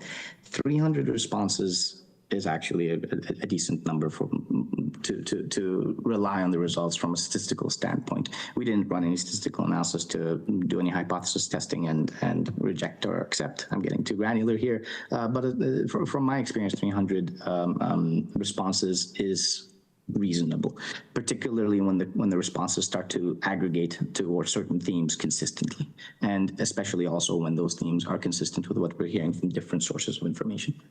Thank you, through you, Mr. Mayor. Is there a way, what I'm understanding from you is that you don't feel that we necessarily need more answers? It's just kind of once the common themes keep coming up, typically you would see kind of in a methodology or a thesis be about 1,000 people. But I'm just wondering, why was it only 303 people? It was hard to get people engaged. It's something we've obviously had a challenge with that the city has highlighted in your report. Again, we never rely on one source of information, one source, if you will. The themes that were coming up consistently from the 300 responses, and the themes that we stuck with were the ones that we were hearing from different sources, from our engagement with staff, from our review of the documents and the data that you have. That's what ended up being highlighted in our report. I hear your concern. Is there a way to gather more information for future initiatives? Absolutely. We relied on the distribution channels from the city in terms of making sure you reached as wide a net as possible. And final question through you, Mr. Mayor. Just seeing that you've done work in Niagara Falls, Cambridge, Oakville, you've been around multiple municipalities, and it looks like other municipalities have been more engaged. Any advice on how St. Catharines in our city can get more public engagement out of our residents? Any advice on, what makes Oakville or Cambridge different, because their numbers are much higher? What can we do to get more people engaged?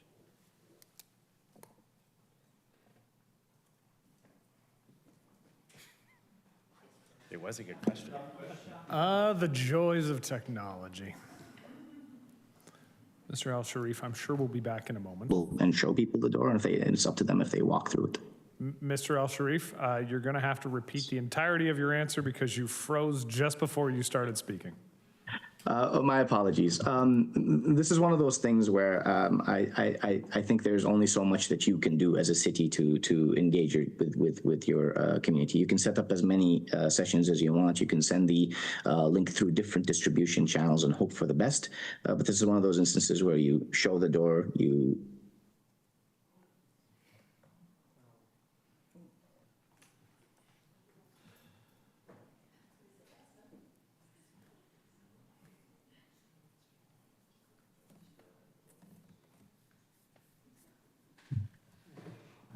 Mr. Al-Sharif, Yes, sir. You cut out about halfway through that time. My apologies. I'm going to turn off my video. Would maybe turn off your video? Yep. Thank Perfect. you. I'm hoping this is better. Okay. This is one of those things, hopefully I'm not repeating myself too much. This is one of those things where there's only so much that the city can do. As far as I'm concerned, you follow the typical approach of using different distribution channels, of marketing it, of repeating the link and sending out reminders. There's only so much that the city can do, and hope for the best. You can show people the door, it's up to them to walk through it. Thank you.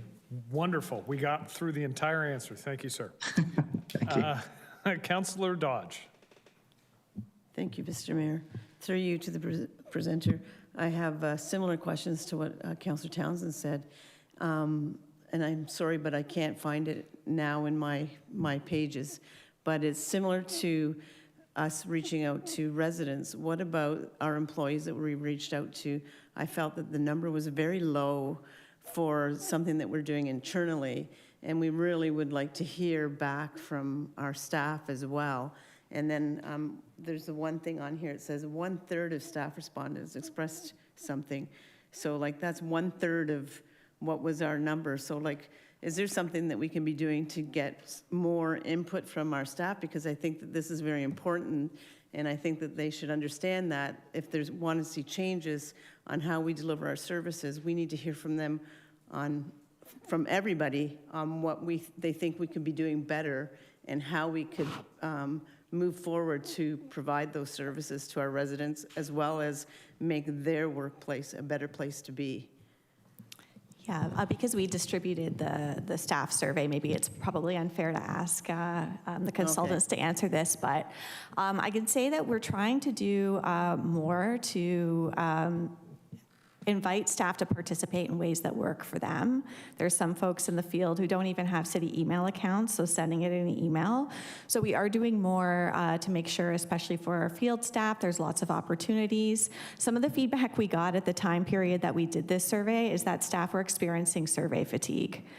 There were a bunch of surveys going on at the same time, so I think we have to think as an organization a little bit more strategically about how we combine our surveys, and we're not just constantly sending out surveys to staff all the time, because we did get some of that feedback, I think probably in Q3, Q4 into Q1 this year. Okay. I just hope that there's some way we can reach out to them and get more feedback so that we have a fuller understanding of what their experiences are with, you know, all of the things that they have to deal with as employees of the city as well. Yeah, we definitely share your objective. The more we hear from staff, the more they feel comfortable bringing forward their ideas and concerns, the better off we all are. Okay, and I know it's tough to reach everyone because people that aren't working in the offices, and then I think that's where the people that aren't here feel that they're not asked or they're not thought about in what we're trying to, you know, make happen here. Thank you. Thank you, Councillor. Just a reminder, we are asking right now it's questions of the consultant. No, it's okay. In this case, the Deputy CAO jumped in to answer that question. You didn't do anything wrong. I just want to make sure we're all focused on that. That's all. 100%. I knew where you were going, but the Deputy CAO inserted herself into the process, and we give shame to her now for that. Councillor Mako. Thank you, Mayor. Through you to the consultant. One question, just in the future opportunities section where it talks about improving resourcing and prioritization of capital projects, is it specific to additional city staff as project managers, or are we talking about repurposing of existing positions within budget to better manage projects, or are we not getting to that level of granularity? I'm just wondering, when we're talking about improving that resourcing, are we getting specific? Both, if I may answer, and I think Aaron has some speaking points to this as well. I'm throwing the baton to you, Aaron, after I'm done my spiel. As far as we're concerned, it's not exactly, well, it is relevant, but what matters more than where the staffing is coming from is the recognition that the capital budgets that you have to carry with the existing project management resourcing that you have is becoming unsustainable. And so a part of the answer to that is baking into your capital budgets room for operationalizing them. We've seen this with countless municipalities. We've seen some municipalities moving in this direction. It's easy to ask for the money for capital, but if you don't recognize you need someone to manage that and you don't bake that into the budget, you're going to put risk at project completion. Why I said, Aaron, I'm passing the baton for you, is that we suggested, I think, in our report, effectively how much you need, but there are some reallocation of internal resources at this point in time to free up that space. But that's really up to the city, whether it's going external with new hires versus reallocating existing resources. We will grudgingly allow the Deputy CAO to provide comment. Thank you, Mr. Mayor. So the consultant did identify this as an issue. So we are always mindful we don't just want to ask for more without leaving no stone unturned. So some of the great work that our staff did to follow up on this was to do some analysis on, you know, where we could find these resources while minimizing impact to the tax levy. And what we found is some trends in other municipalities where, you know, increasingly where it's appropriate, they are charging the cost of project management time to capital budgets. And we could probably do that a bit more, which would free up, in our estimation, 2 or more project management resources with no impact to the tax levy. Given that we've had concerns from staff that there's, you know, increasing obligations in this field, the dollar amount per project manager has been going up, and there's also regulations. We're also hearing from our industry partners partners that, they'd like to see the city get more projects out the door, given our asset management obligations and our asset management plan. This was something we were most excited about, so we probably skipped ahead a little bit in doing that analysis before we presented the consultant report to you. Oh, thank you. I appreciate that explanation. I think you hit on the sensitivity of just continually adding more FTE without considering other options first. Thank you. Thank you, Councillor. Seeing no other questions for the consultant, thank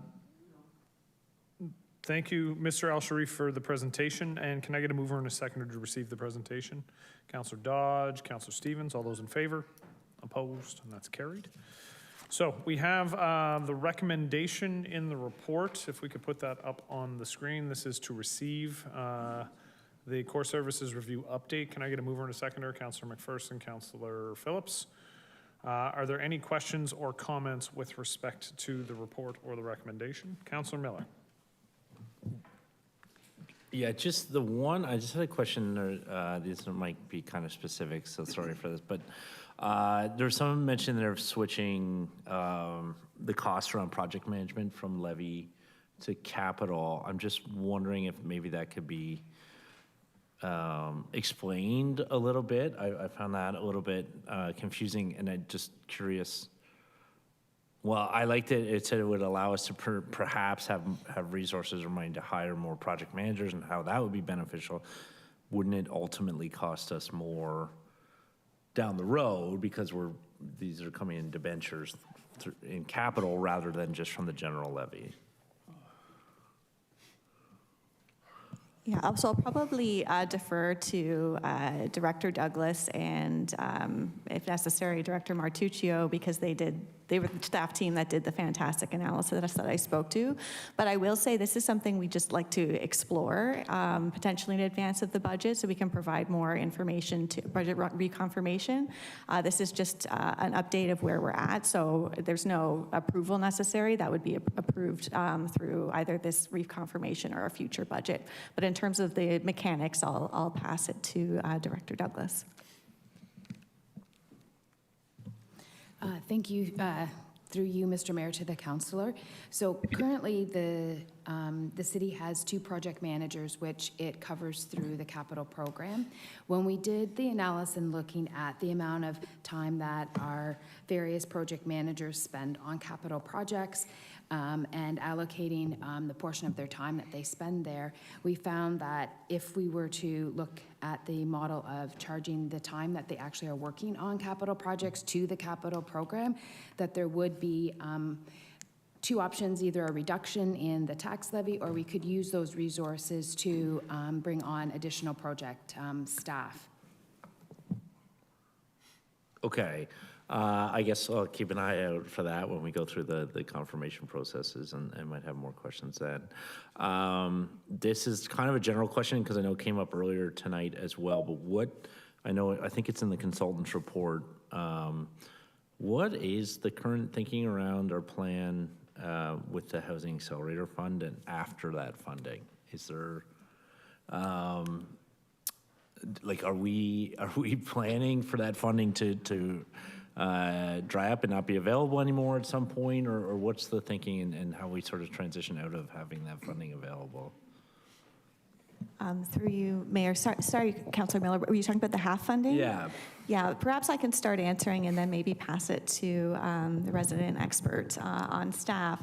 But yeah, we definitely have line of sight to that, especially where we're seeing some key opportunities. I think that the HAF team talked to some of the opportunities as it results to CIP amendments, and maybe an opportunity to test drive those a little bit before they could become funded differently.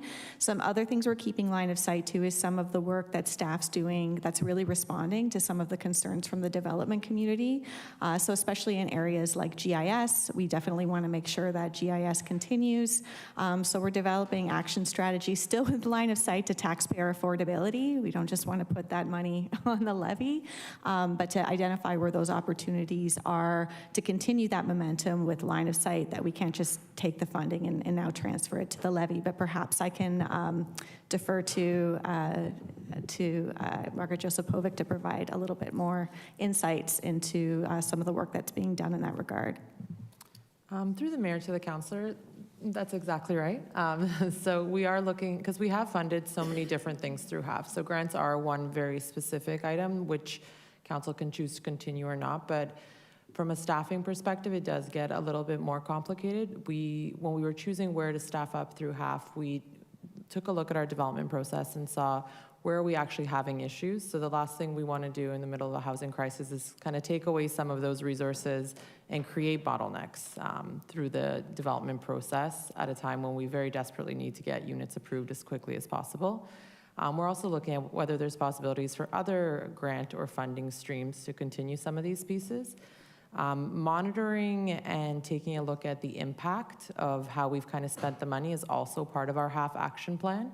So every year when we do the review, we'll kind of take a look at, okay, this is where the impact will be greatest, and then we'll be able to prioritize some of those spends should we get to the end of HAF funding. Okay, yeah, thank you for that. I just noted in the report, it's sort of under improving cross-departmental collaboration through using, or partially through opportunities created from the Housing Accelerator Fund. So I guess I'm just weary that those, that collaboration will falter a bit if that funding goes away. So I guess I'm glad to hear it's of course top of mind for our staff, so it's good to know. Thank you. Thank you, Councillor Miller. Any other questions or comments? All right, seeing none, I did have a couple. The first is really just a question of clarity, and I'm not sure, maybe Ms. Ohosky, it might be Ms. Douglas, I'm not sure. It might be Mr. Martuccio.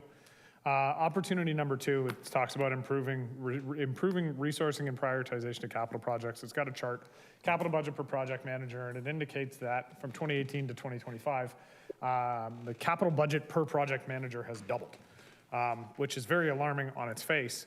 But we also know that the construction budgets have drastically increased over that period of time, and construction inflation is a very real thing. So I'm just wondering, I'm assuming this chart does not take construction inflation into account.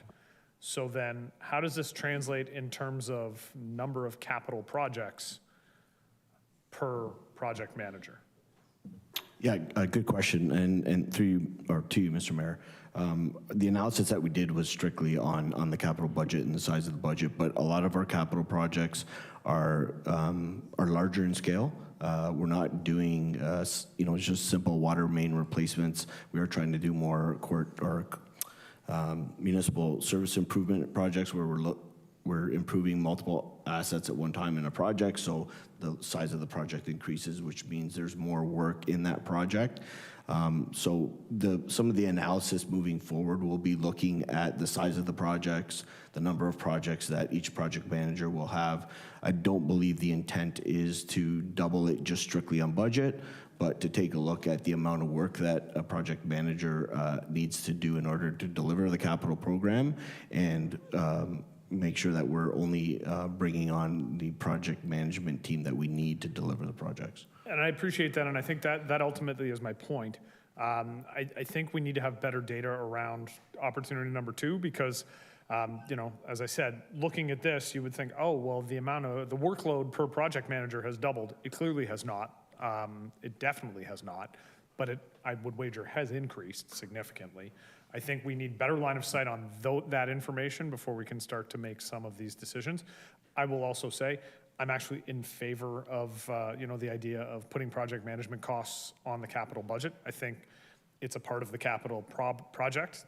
That's the best way to recover it. In the same way that we pay for the infrastructure over the course of its life cycle, we should pay for the work that goes into building the infrastructure the same way. The other piece that I wanted to ask about, there's a chart on page 12, the timeline to implement the opportunities. And as I was looking through them, I have one concern, and this may be a friendly amendment. The chart indicates, the development of a citywide user fee cost recovery framework and the enhancement of non-tax revenue is pushed very much to the back of this timeline. And as the Deputy CAO identified, there's $7.5 million of potential additional revenue that doesn't have to go on the tax levy and instead maybe is coming from developers who are, paying the same costs as they would pay in other municipalities. We've heard that we're well below our comparators in some areas, and there are additional fees that could be collected in those areas. I'd like to see that front-loaded. I think going through this process, a lot of us were hoping to identify ways where we could lessen the burden on the taxpayer. Those two priorities are the two areas where we might be able to lessen the burden on the taxpayer. So I'd like to front-load those significantly earlier in this process. I would like to see those getting started as soon as possible. So what do we need to do to ensure that that happens, and perhaps the development of a change implementation procedure could be shifted backwards a little bit. And I don't want to make comments on the rest, but I think from a council perspective and a resident perspective, those would probably be the two areas where a lot of residents would hope perhaps there might be some tax relief coming. So is it as simple as making an amendment that we receive for information purposes and that the opportunities 4 and 5 be prioritized and a report be forthcoming on an implementation plan? To you, Mr. Mayor, yes, we can absolutely do this. This schedule, as our consultants identified, is just a suggestion for consideration. We have already suggested moving up opportunity 2 considerably, so we can take that to analyze opportunities to move it up and what that would entail and report back to council. Okay, so then that opportunities 4 and 5 be prioritized and an implementation plan be presented as soon as possible. And would that be Councillor Phillips and Councillor McPherson? That's friendly? Wonderful. Okay, other than that, I do appreciate the work that's gone into this. I think some of these opportunities are long overdue. I will say, I think the number 4 and 5, I talked about number 4 during my election campaign. It was something that I thought we needed to do. We needed a more coherent plan around how we subsidize different activities in the city, how we treat different user fees. I think number 4 and number 5 will allow us to have a better handle on that and be able to better explain to residents why we make the decisions we do. We're going to make value judgments in the process. I think that's good. But I think there's a number of other issues here that are also very important. The information sharing between different systems and between different departments, the collaboration that's required is good. The customer service and the customer relationship management software, I think, is something we've talked a lot about, and we've had a lot of conversations about, our customer service at the city. So I appreciate the work that's gone into this. I recognize this is still an early step and there is considerably more coming, and I appreciate the hard work that was put in by the senior leadership team, the consultants, and all staff who put forward their thoughts with respect to the plan. Councillor Phillips, are you jumping in? Sorry, Mr. Mayor. I just was wondering what the follow-up's going to be. It's nice. It's a really good report, but are we going to find out next year where we are, or in 6 months, or to me, again, it's like a strategic plan. We should know where we are every year as to what we've achieved. So the smile on the deputy CAO's face that you asked that question, Councillor. I hope I can smile when I get the answer. Yeah, through you, Mr. Mayor, to Deputy Mayor Phillips. You won't have to wait till next year.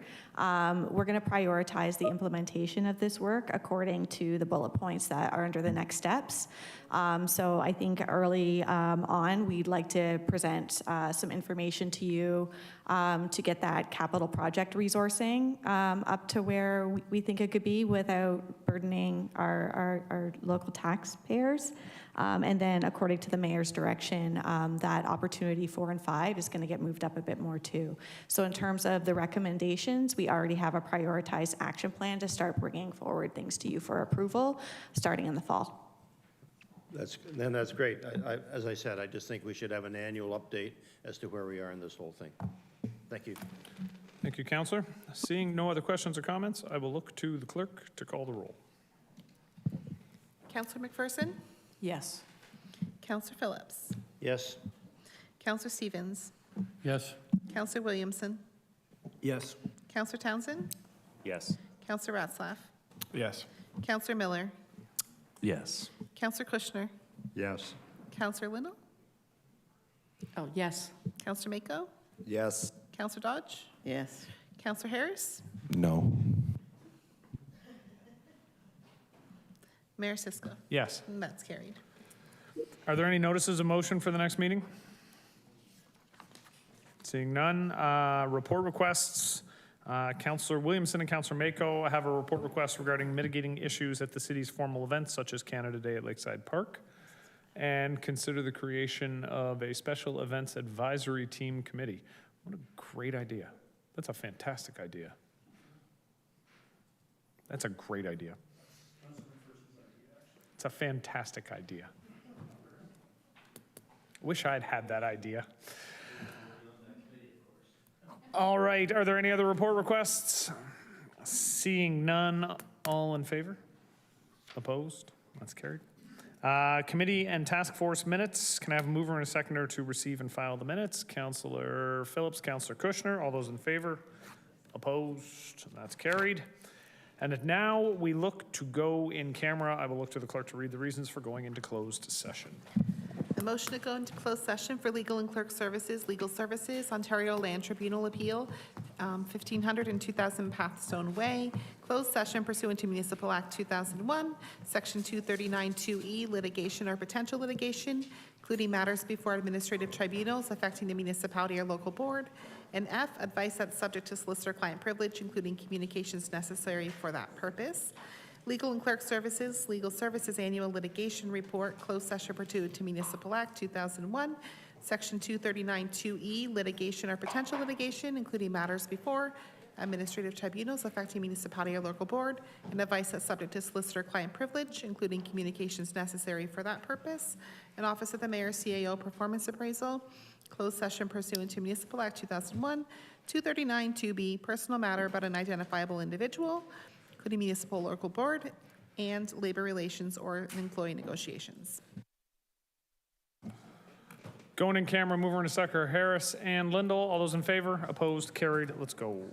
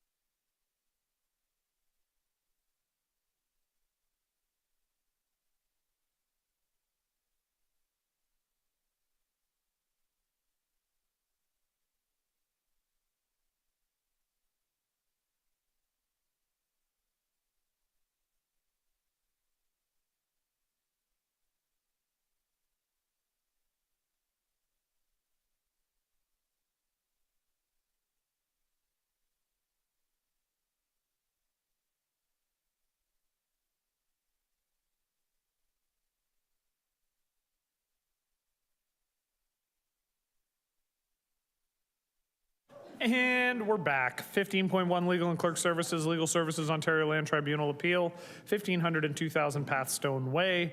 Moved by Councillor Kushner, seconded by Councillor Harris. That staff direct as proceeded in closed session. Look to the clerk, to call the roll. Councillor Kushner? Yes. Councillor Harris? Yes. Councillor Mako? Yes. Councillor Phillips? Yes. Councillor Stevens? Yes. Councillor Townsend? Yes. Councillor Ratzlaff? Yes. Councillor Williamson? Yes. Councillor McPherson? Yes. Councillor Miller? Yes. Councillor Lindell? Yes. Councillor Dodge? Yes. Mayor Cisco? Yes. That's carried. 15.2 Legal and Clerk Services, Legal Services Annual Litigation Report. Moving this is Councillor Stevens, seconding is Councillor Phillips. Look to the clerk. Councillor Stevens? Yes. Councillor Phillips? Yes. Councillor Harris? No. Councillor Dodge? Yes. Councillor Kushner? Councillor Lindell? Yes. Councillor Mako? Yes. Councillor McPherson? Yes. Councillor Miller? Yes. Councillor Ratzlaff? Yes. Councillor Townsend? Councillor Williamson? Yeah. Mayor Cisco? Yes. That's carried. 15.3 Office of the Mayor, CAO Performance Appraisal, moved by Councillor Lindell, seconded by Councillor McPherson. And I'll look to the clerk. Councillor Lindell? Yes. Councillor McPherson? Yes. Councillor Ratzlaff? Yes. Councillor Stevens? Yes. Councillor Williamson? Yep. Councillor Townsend? Yes. Councillor Miller? Yes. Councillor Mako? Yes. Councillor Kushner? Yes. Councillor Harris? No. Councillor Dodge? Yes. Councillor Phillips? Yes. Mayor Cisco? Yes. That's carried. Can I have a councillor to move the motion for the bylaws? Councillor Miller, Councillor Stevens, all those in favor? Opposed? That's carried.